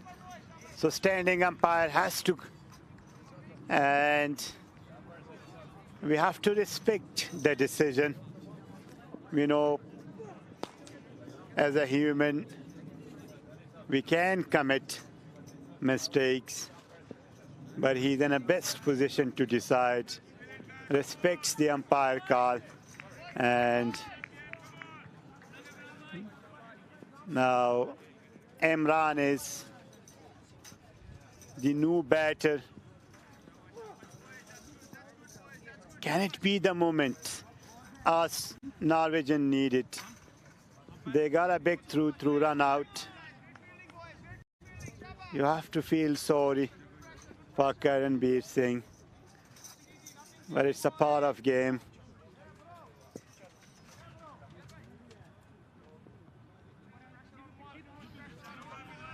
Only one ball is left. Bilal, will he go again, or he will bat carefully? Let's see, just a ball is left in this over. Again, down the track, using its speed, and Vinay Ravi pitching it short. So this is good bowling from Vinay Ravi. He has followed him up. Bilal, don't rush, stay there. One or two more wickets, and Norway will come stronger with the kind of fielding, bowling attack they have got. Ahmadullah Shinwari was a bit expensive in his first over, was taken for a maximum by Muhammad Bilal. He will be looking forward to bounce back. Imran, the new batter, I've just noticed him. He loves playing towards the mid-wicket. That short ball taking from offside and putting towards the mid-wicket. has called wide, but it won't be the against Ahmadullah Shinwari, who generates a decent pace. You have to play according to ball against him. Ahmadullah Shinwari looks a bit uncomfortable out there. Needs to adjust his line and length. You don't have a lot of runs on the board. These extras will hurt you.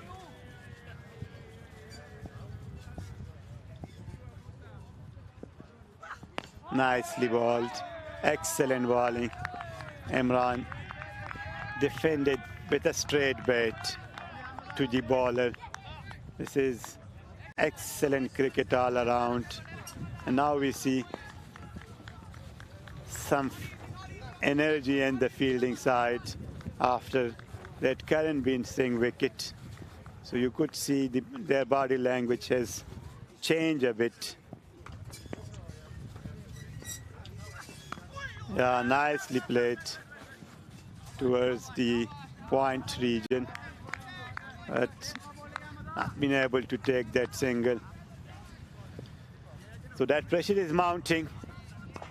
We were talking about, and so this is good bowling from Ahmadullah Shinwari.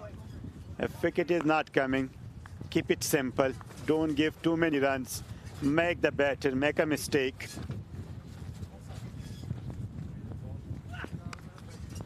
Yeah, excellent fielding from Shehbaz Butt.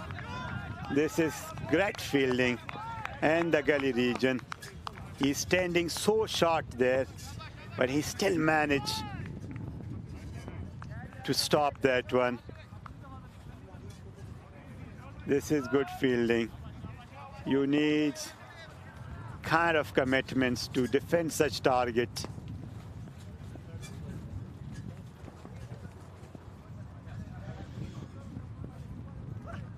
Oh, umpire is not interested. He's not interested. It could be going down the leg. We'll see again. Yeah, it was outside. It was going very much down the leg.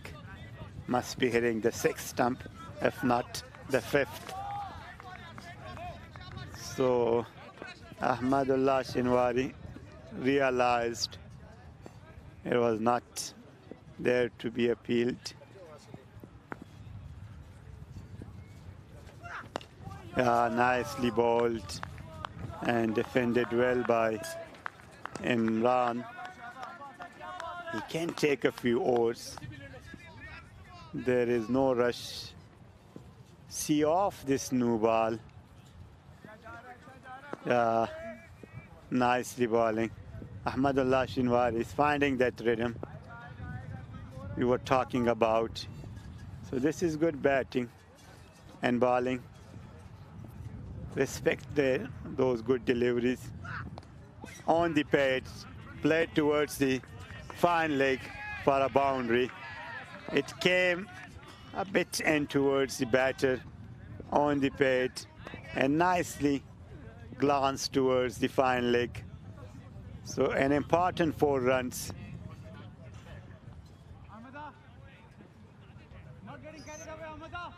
Yeah. So Shinwari bowled so beautifully. Apart from that last ball which went to the boundary, conceded 5 runs in his last over. So Austria is now 23 for the last of 1 wicket and 4 overs. Muhammad Bilal is on strike, and he has been using his feet frequently, want to reach to the pitch of the ball. Ravi, who is pitching short when he comes out of the crease. Oh, there it is. Bilal was expecting that umpire could give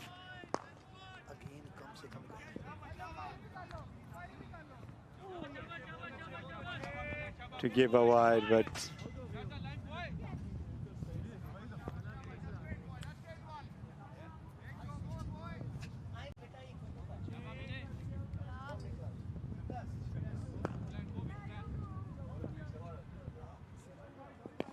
Bilal on the strike. A wide delivery towards the leg side, and it is called wide by the umpire too. Austria is in control. They don't need to take extra risk. They don't need to play some foolish shot. Play sensible. You can't take this target unless you play. Came to the line of the wicket, and umpire was not interested. Could have been the height. We'll just see. I think he has covered the wickets, but it could have been the height. Umpire was in a better position. Looks like on the offside too. And a bit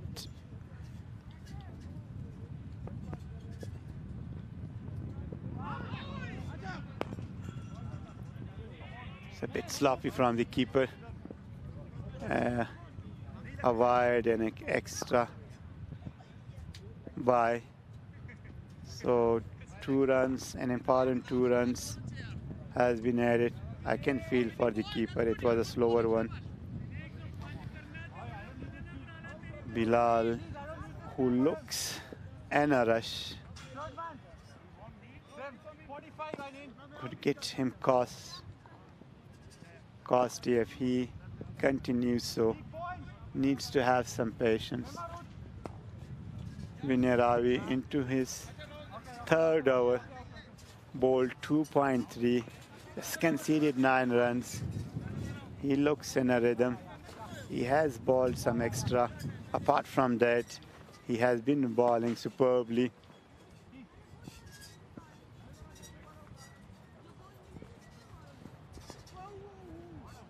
Imran is on the strike. Just got a bit extra bounce and hit him on the gloves. Yes, it came from the good length delivery.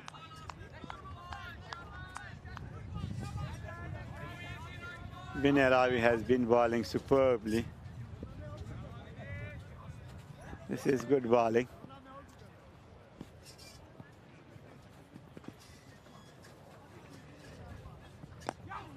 Oh, it kept a bit low. It kept a bit low, but nicely played by Imran, who has hit 1 boundary. He's not comfortable out there, I tell you.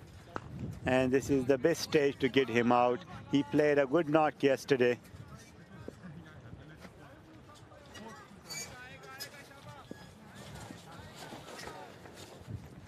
That partnership with Karanbir Singh.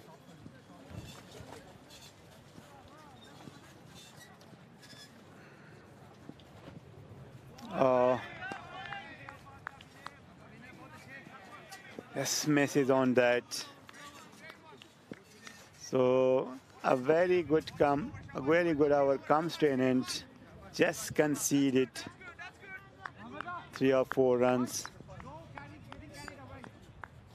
wide and 1 by. So it has been a good over. He has only conceded 9 in his first 3 overs.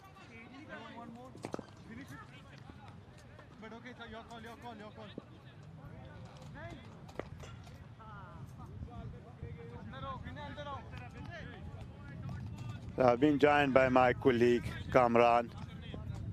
So thank you, Kamran. Welcome on the board again.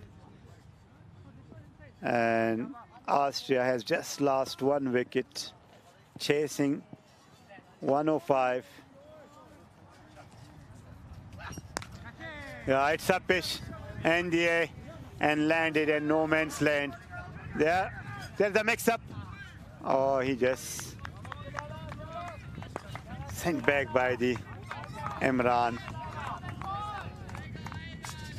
Thank you very much, Rashid. Lovely being back after the lunch. So, cricket at its best here in Norsborg, Stockholm, Sweden. So we have two teams battling hard for the title of the 2025 Viking Cup here in Norsborg. This is good bowling from Ahmadullah Shinwari. He's generating some pace. I was talking about Ahmadullah Shinwari. You were saying the pick of the bowler.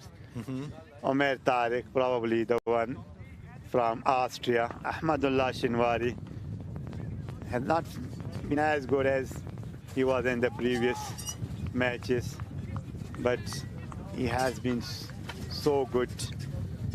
There were also good bowlers throughout the tournament. Khalid Zahid from Sweden. Yeah, it's been really lovely watching all these lads bowling, quick deliveries and performing best for their teams. So Ahmadullah Shinwari needs a wicket here for his team, so that's what they need. Exactly. The only way to win it from here, take a couple of wickets, and that. Yeah, we had a big guy out there, Imran, who has really been doing well for Austria when he was on the field. Yeah, it was there to be hit. Yeah, and he's furious with himself not to put it over the line. It was well fielded by Vinay Ravi. He was standing there at the short fine leg. It was there to be hit. He misses out. He had a very good partnership with Karan Beer yesterday, Imran, when they were playing against the French team and chasing that big total 152. They both played superbly yesterday. Oh, nicely played. Yeah, one bounce and outside the boundary line for 4 runs. You can't pitch to Muhammad Bilal there, who is very good at the pull shot. And this is good batting from Muhammad Bilal. Taking that from the off stump, putting towards the leg side, and he's posing. He has played a good shot. We could understand that as a batter. It sounds so nice when you medal it. Yeah, maintaining the pose after the shot there. Muhammad Bilal, really good batting. Down the track, and he misses. So does the keeper. And it is a boundary. So extra 4 for the, I don't think so, it hit the bat. Oh, it does. It was a bottom edge. Unlucky for the bowler. And we could understand it got even tougher for the fielder as well, for the keeper. It was a bottom edge. Yeah, bottom edge through, getting right runs for the Austrians here. So the Norwegians need to get, going here if they have to stay in the battle. Otherwise, it will be too late for them to get back in the game. So we have 6 overs gone, and the current run rate is 5.83, and they need 71 runs off 14.0. So 5.07 is the required run rate here. So Imran, the big guy who is really good in the field when he is fielding out there, really a wonderful fielder. And we have on the other side Muhammad Bilal Zalmi. Yeah, Muhammad Bilal Zalmi, who played a tremendous knock against Sweden as well, making those 66, 65 runs, taking the game away from Sweden. He's still on the crease. And now, nicely played with soft hand. There's a mix-up and wild throw from the fielder. I think the Norwegians need to really wake up in the field also. There was a good piece of fielding here, but if there was a backup at the non-strikers, and it would have been a run out, their first wicket eventually. So, yeah, hopes high for the Norwegians. Let's see how it goes. Yeah, so they have already lost a wicket, Austria. And so they lost Karen Bin Singh as a run out. And watch out, Muhammad Bilal Zalmay. He does not wait so long. Yeah, this is good What a cricket. lovely shot. Good cricket. Yeah, nicely played towards the fine leg for a boundary. I mean, he just used the pace of the bowler Kamar there. Yeah, He just guided it to the boundary. yes, excellent batting. Don't ball short to him. He's so good. And even though he's picking that short length delivery from off stump and punishes towards the leg side, I would say go a bit fuller. Let's see if he listens to you, or there would be something else happening. Oh, this is classic. Yeah, really. This is good batting. We know they got a bit lazy. They thought it will go over the line, but the outfield is a bit slow. This is some good batting from Bilal. He's not only hitting towards the leg side, classic shot towards the point. Yeah, really good piece of fielding there by the fielders from Norway. Good team effort there. 3 fielders running behind the ball, but they couldn't stop Mohammad Bilal Zalmay from getting 2 runs here. So let's see what Kamar does here. Uses his feet, want to reach the pitch of the ball. It just kept a bit low, I think. And Bilal Zalmay, who is not happy with himself, he wanted to put it out of the park, misses there. Kamar Mushtaq, who bowled superb that second last over against Sweden, took important 3 wickets and turned the match towards their side. Can he repeat the same performance here? That was the ball we were talking about. Yeah, he bowled a full delivery, but have been sliced towards the off side, but he misses. It's really interesting to watch the batsman wearing glasses under his helmet. Yeah, you're right. But So, yeah, what do you say about that? Would you be comfortable doing that? and I assume it's not sunglasses. These are sight glasses. Mm-hmm. Yeah. So he wears it all the time. Yeah, Yeah. I would go and ask him after the game. It's really something, interesting for me. Yeah, because I know that he has got a very good friend to some of our Sweden guys, and whenever I see him, even off the field as well, he wears those glasses. So I assume these are sight glasses. So in the process, Austria is 42 for the loss of 1 wicket and 7 overs. Muhammad Bilal is turning the tone for Austria. He's on 29 of just 20 balls. Imran is with him, and Shahbaz Butt has been introduced. He would be the key. He is a wicket-taking option, and he spins both way, but he's more of a leg breaker. Yeah, really interesting to watch this new guy coming into bowling. And yeah, Muhammad Bilal, an absolutely amazing all-rounder, I would say.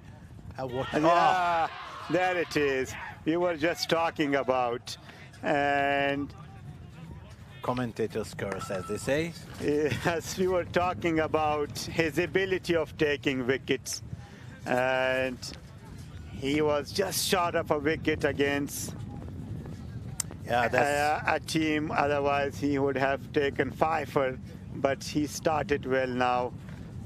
First ball, first wicket, and this is some good start for Butt.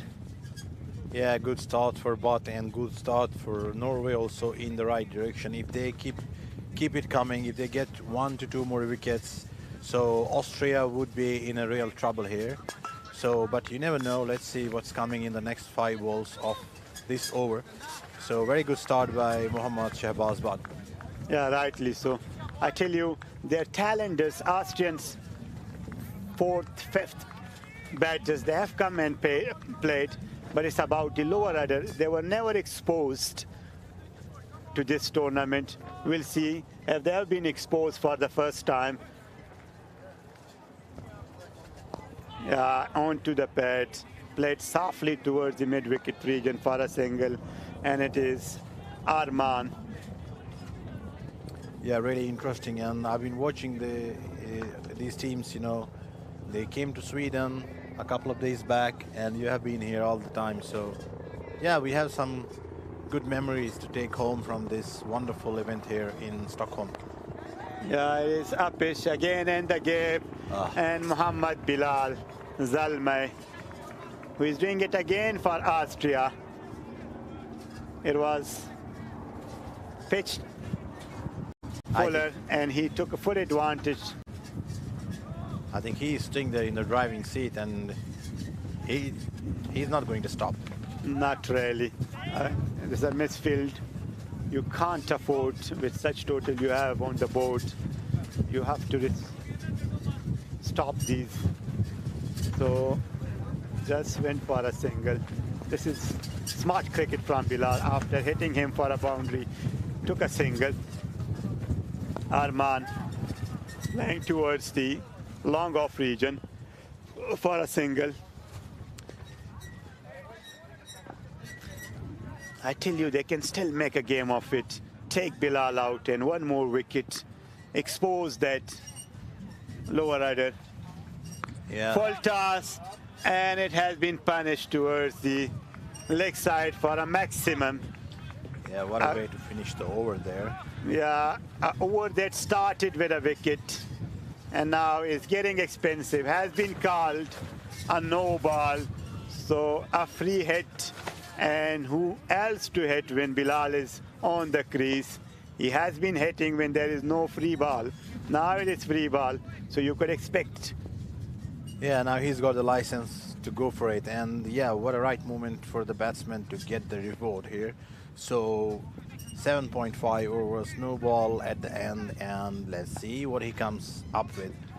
So Muhammad Bilal Zalmay is on 40 runs of 23 balls. I mean, he is an absolute stunner to watch. And for the guys who are watching it from the rest of the world, it's totally different conditions as compared to the rest of the world, you know, wherever you play cricket. So playing in these conditions with a lot of winds running around, so it's totally a different thing. But at the end of the day, it's cricket at its best.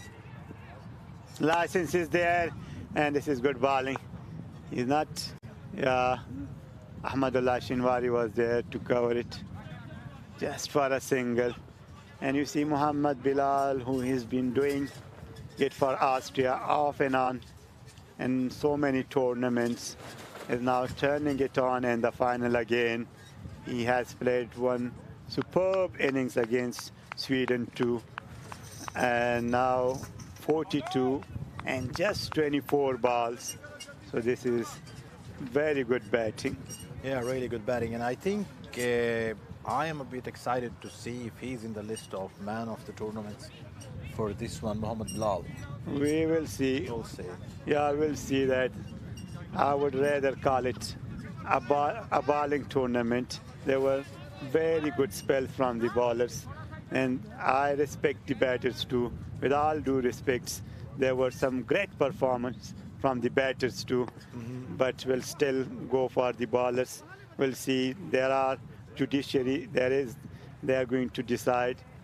That's really making me glad to hear that, Rashid. You know, you very often get to hear about bowlers and tournaments being ruled by bowlers. And what we really, you know, watched happening in a test match between India and England, as you might have seen that also, Mohammad Siraj running hard for 5 days in those 5 test matches. So that's really phenomenal, you know, to watch bowlers rule over, because cricket is not all about just batsmen or just bowlers.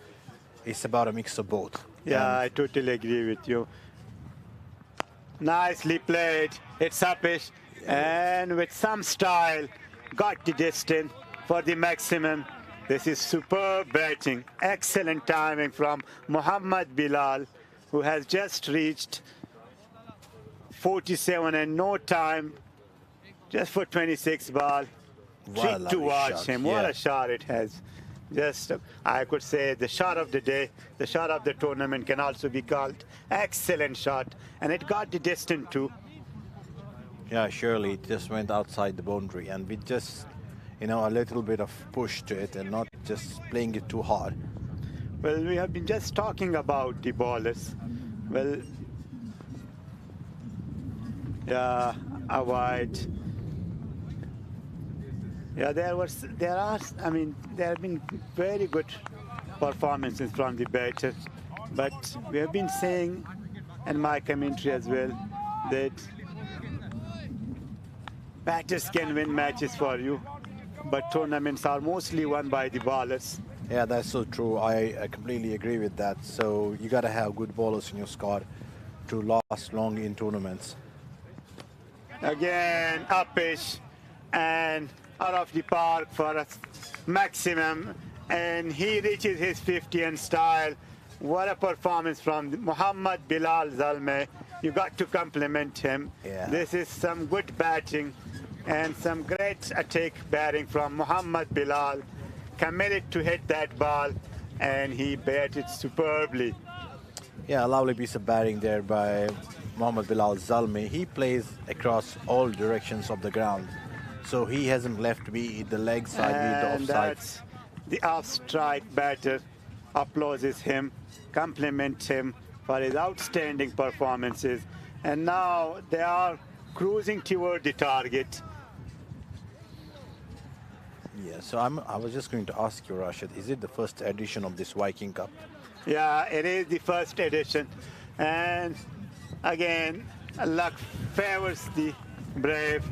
And he just gave that handshake to the bowler.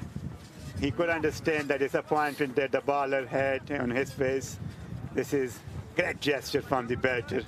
Just give that confidence. He said, yeah, you wanted this ball, but I was lucky. Got that bottom edge and went for a boundary. Yeah, it is the first edition. And what a tournament we have been seeing it. It had everything, talent, excitement. Oh, it was ball shot. And again, went for a boundary. So this is an expensive over. This is... Yeah, it's been a bit of a lottery for the Norwegians. Sorry, the Austrians. Yeah.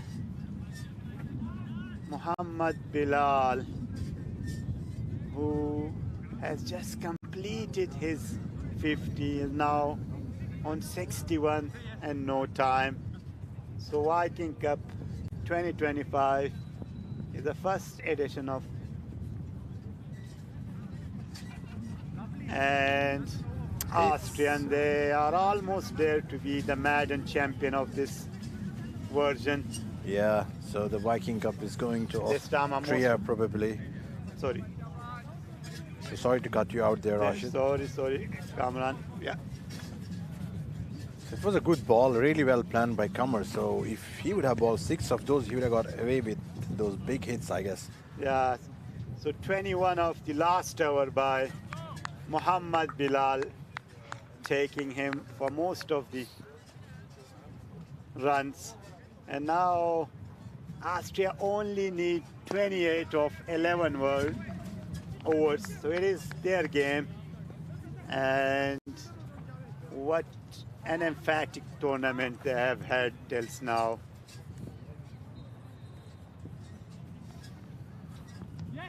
Yeah, tossing it up, inviting the bed. If you can hit me. Yes, but it's a bit interesting to watch the fielding setup by the Norwegians also here.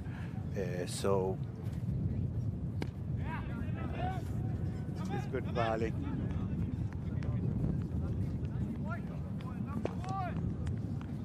it was really interesting to watch the Austrians set up their field.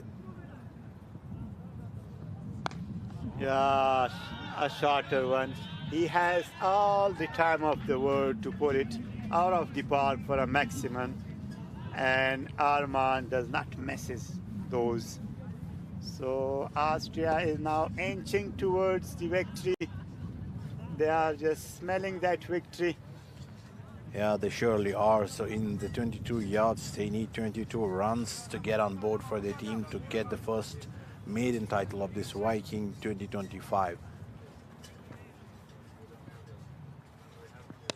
Nicely played again towards the offside. Sweeper is out there just for a single. So this is good batting. Yeah, really good batting by the batsman there, and just taking it steadily to the end. We still have 2 balls to go in this over, and let's see if they will just get a 1 there. Yeah, Bilal. He wants to carry his bait. He does not want to give his wicket now. Just go as a not out, as a hero. But you have to compliment their bowlers. Yeah, I really do compliment them, and I was really impressed by their presentation of seam and field planning, you know, how they plan their field. So that was really something to look forward for and learn from. So I'm sure like there are teams who have been watching this tournament live from day one until the finals today. So they would have something to learn and something to, you know, adopt in their game style whenever they go out for the next. Yeah, absolutely. I agree with you. So Austria, there is a drink break, and Muhammad Zalmai, who is still out there, 62 not out of just 31 balls. He's playing a superb knock here. He's taking his team towards the victory. Arman is with him. And Imran, Asif and Karan Bin Singh, they are both in the pavilion. So they have just lost 2 wickets. Yeah, so meanwhile, you know, there's a drinks break. I would like to add some, you know, Thanksgiving to this whole event happening here. So we have been having umpires who are doing an amazing job. So right by my side, I have one of my close friends just saying hi to me. And hello, Usman there. And then we also have some young lads helping here with the arrangements on the park. So it's really interesting to watch. And then all people who have been coming day in and day out to watch the events happening here. So that's really something, you know, inspirational. So It is. Yeah. Indeed. Umpires have done a tremendous job throughout this Viking Cup, and we appreciate their efforts. Supporting staff, administration, all have played their role making this event successful. Yeah. We have to give them a big applause and a big thank you to all who has played their role. Really a very big thank you to all of you who supported this event here and who came to watch cricket. And yeah, really kudos to the guys traveling from different parts like Norway, Austria, France. It really takes a lot of planning, you know. We are all having our busy schedules here, and then to take out time for travel and plan your cricket, you know, that's just sheer love. Absolutely. Darshana is the new bowler for Norway. Oh, there's the reverse sweep. He misses. Come on, Bilal. No innovation is needed. Just play sensibly. Take the... Let's see if he listens to you here. Yeah, so... I think it will be a 1 run, or they might run hard for a double there. So yeah, really good piece of running there. Excellent running between the wickets.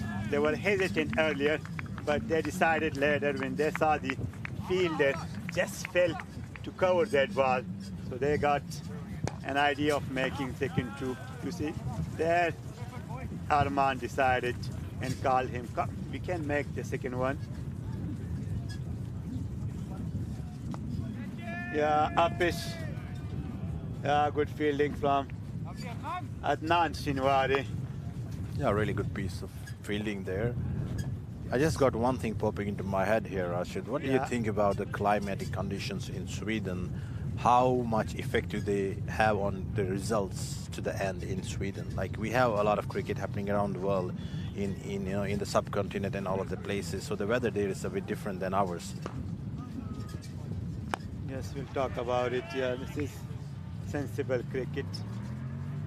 Yeah, we have to say it has been a fantastic weather throughout the tournament. We were lucky. We had no rain. And this tournament we have been saying again and again. Oh, this is uppish. Fielder is coming in. Oh, I think he just saved the boundary. yeah, This is a surely very good did. effort. And this is the sort of commitment they needed. This is excellent. Bilal, who wants to finish this quickly.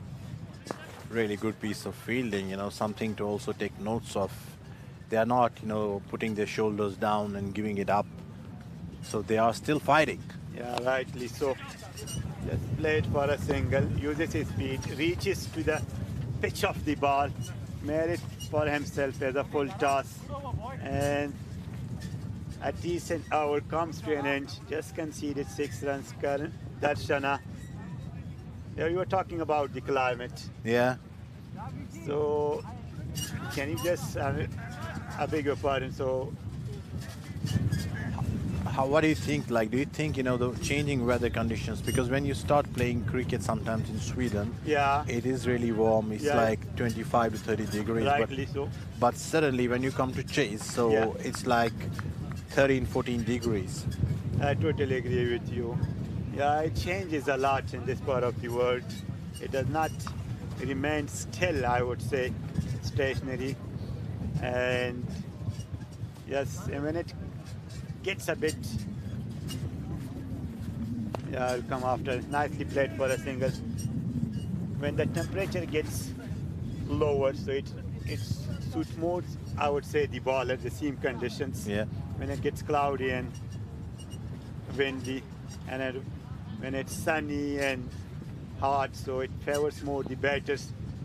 Down the track again. This is some serious hitting from Muhammad Bilal Zalmay, and you can't stop him. Yeah, he certainly is in a bit of a hurry. He wants to finish it real quick, and he wants to celebrate it with the guys up there. So Yeah. 99 runs on board for the Norwegians, and they just need 7 runs. So a big hit, or maybe a couple of singles and doubles. So let's see what Bilal has on his 7 mind. needed, and Bilal is on 72. 99. What an innings he has been playing. And this is a very good chase from Austria. Again, Yeah, I think this he- is maximum. And this is good hitting. Yeah, the scores are level. The scores are level. Just 1 run is remaining. And Bilal Zalmay, what a performances he has produced. Yeah, What as- an innings he has delivered. Really an amazing show of batting skills and bowling skills by Mohammad Bilal Zalmi. As they often say, one-man army. Yeah, and when the team needed him, oh, he misses this time. He wants to finish it in style, Dhoni style. Yeah, he surely does want to do that. So got a bit of a hit here, but he surely will come back with a big hit on this ball. Let's see. This is, yeah, softly played for a single, and that is all over. Austrian, the victorious team Yeah. throughout the tournament. Austria takes it home, so congratulations. Congratulations to them. Norway side played so well throughout the tournament, but it is the Austria who defeated them in the final, and they won all their matches.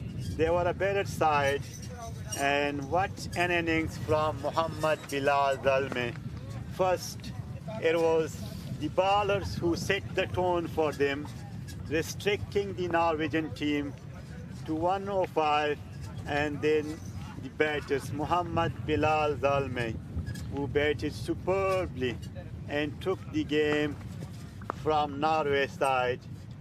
So that is the end of the final, end of the Viking Cup 2025, and the maiden champion of that 2025 Austrian team.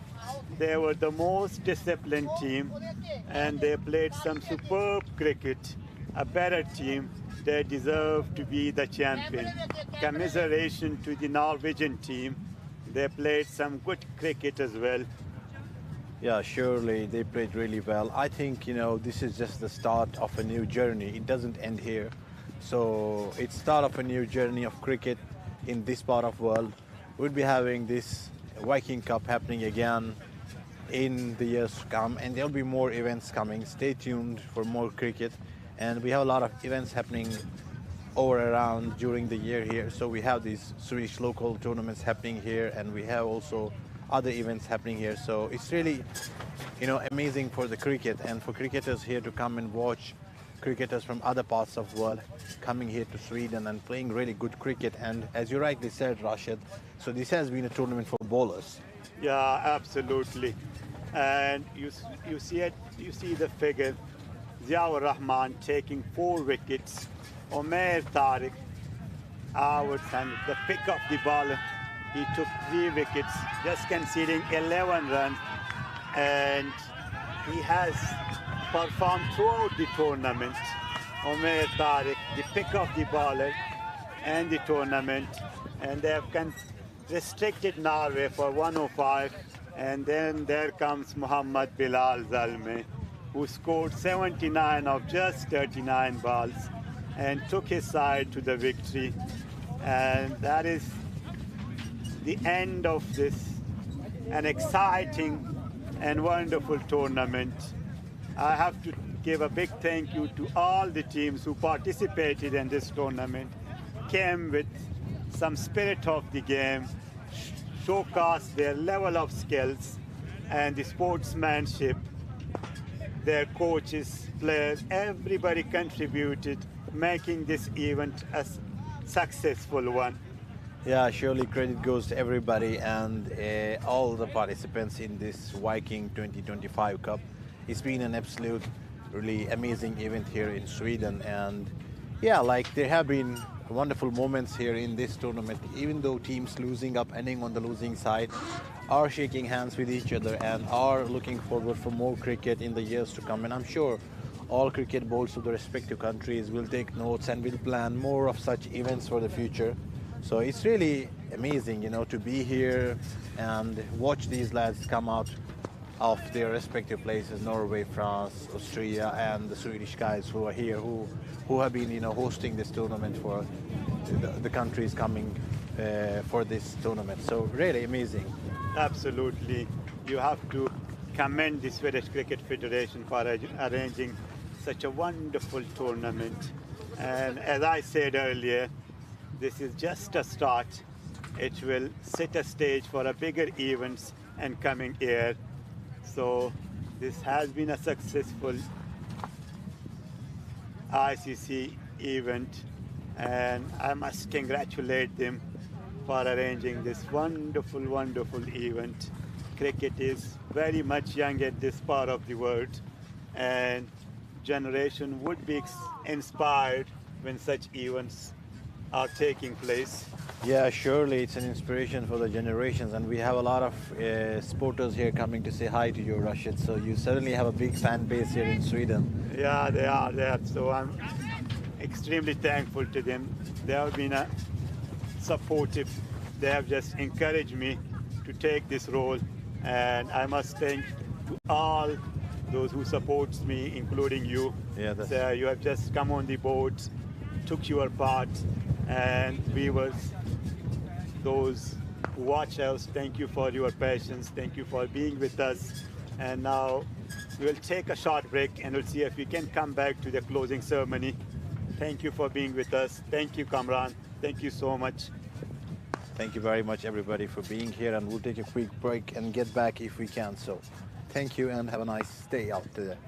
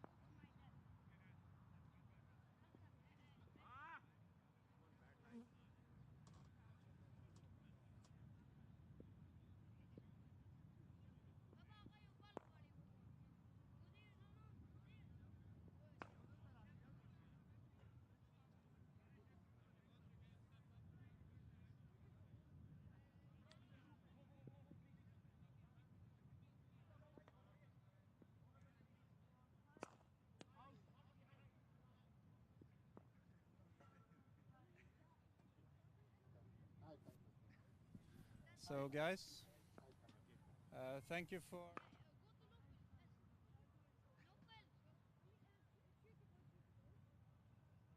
tough matches and a very good winner in the end. I'm gonna leave the microphone to the chairman of the Swedish Cricket Federation. Without him, I don't think we would have any.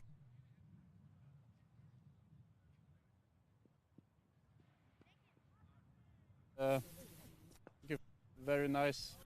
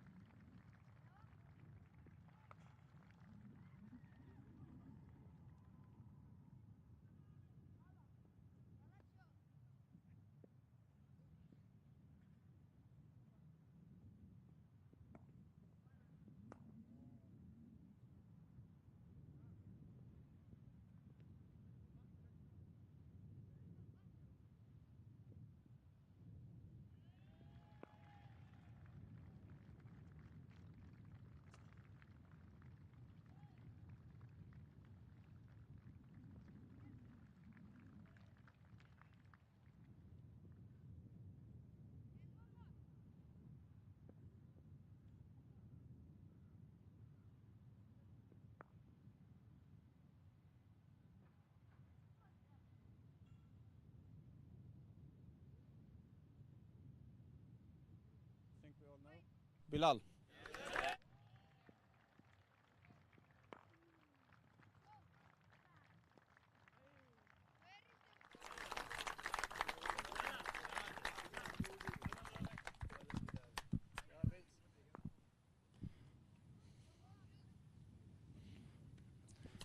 And as you might have imagined, we actually have a grand slam for the Austrian team because player of the tournament, an all-round performance with excellent fielding, obviously good batting and also some wickets. We have also player of the tournament, Bilal.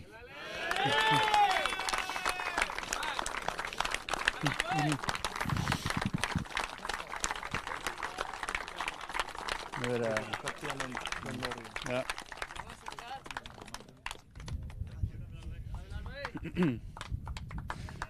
Well done, well done. And then we would like to invite the Norwegian captain to take your second place medals, and a big hand to Norway.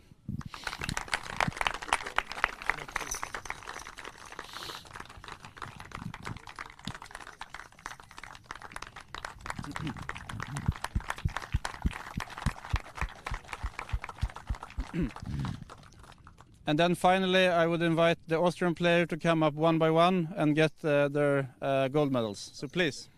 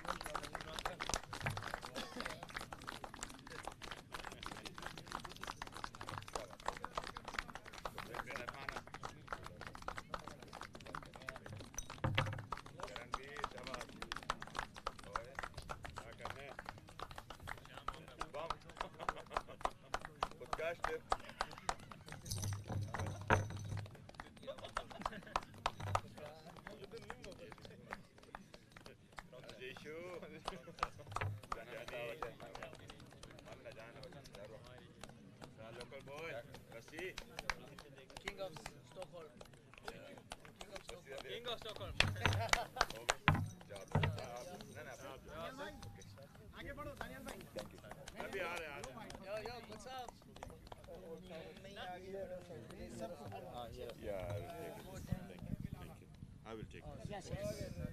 Thank you. Thank you.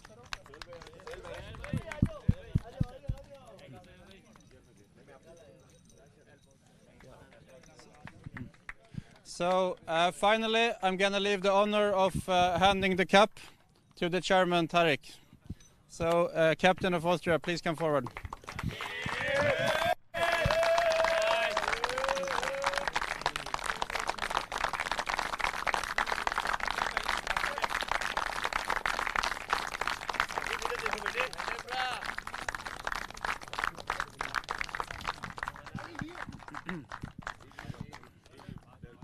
And to the Austrian team, we look forward to invite you back next year and give you the opportunity to defend your title. And with that, thank you to everyone from the Swedish Cricket Federation. And by this, we close 2025 version of Viking Cup. Thank you.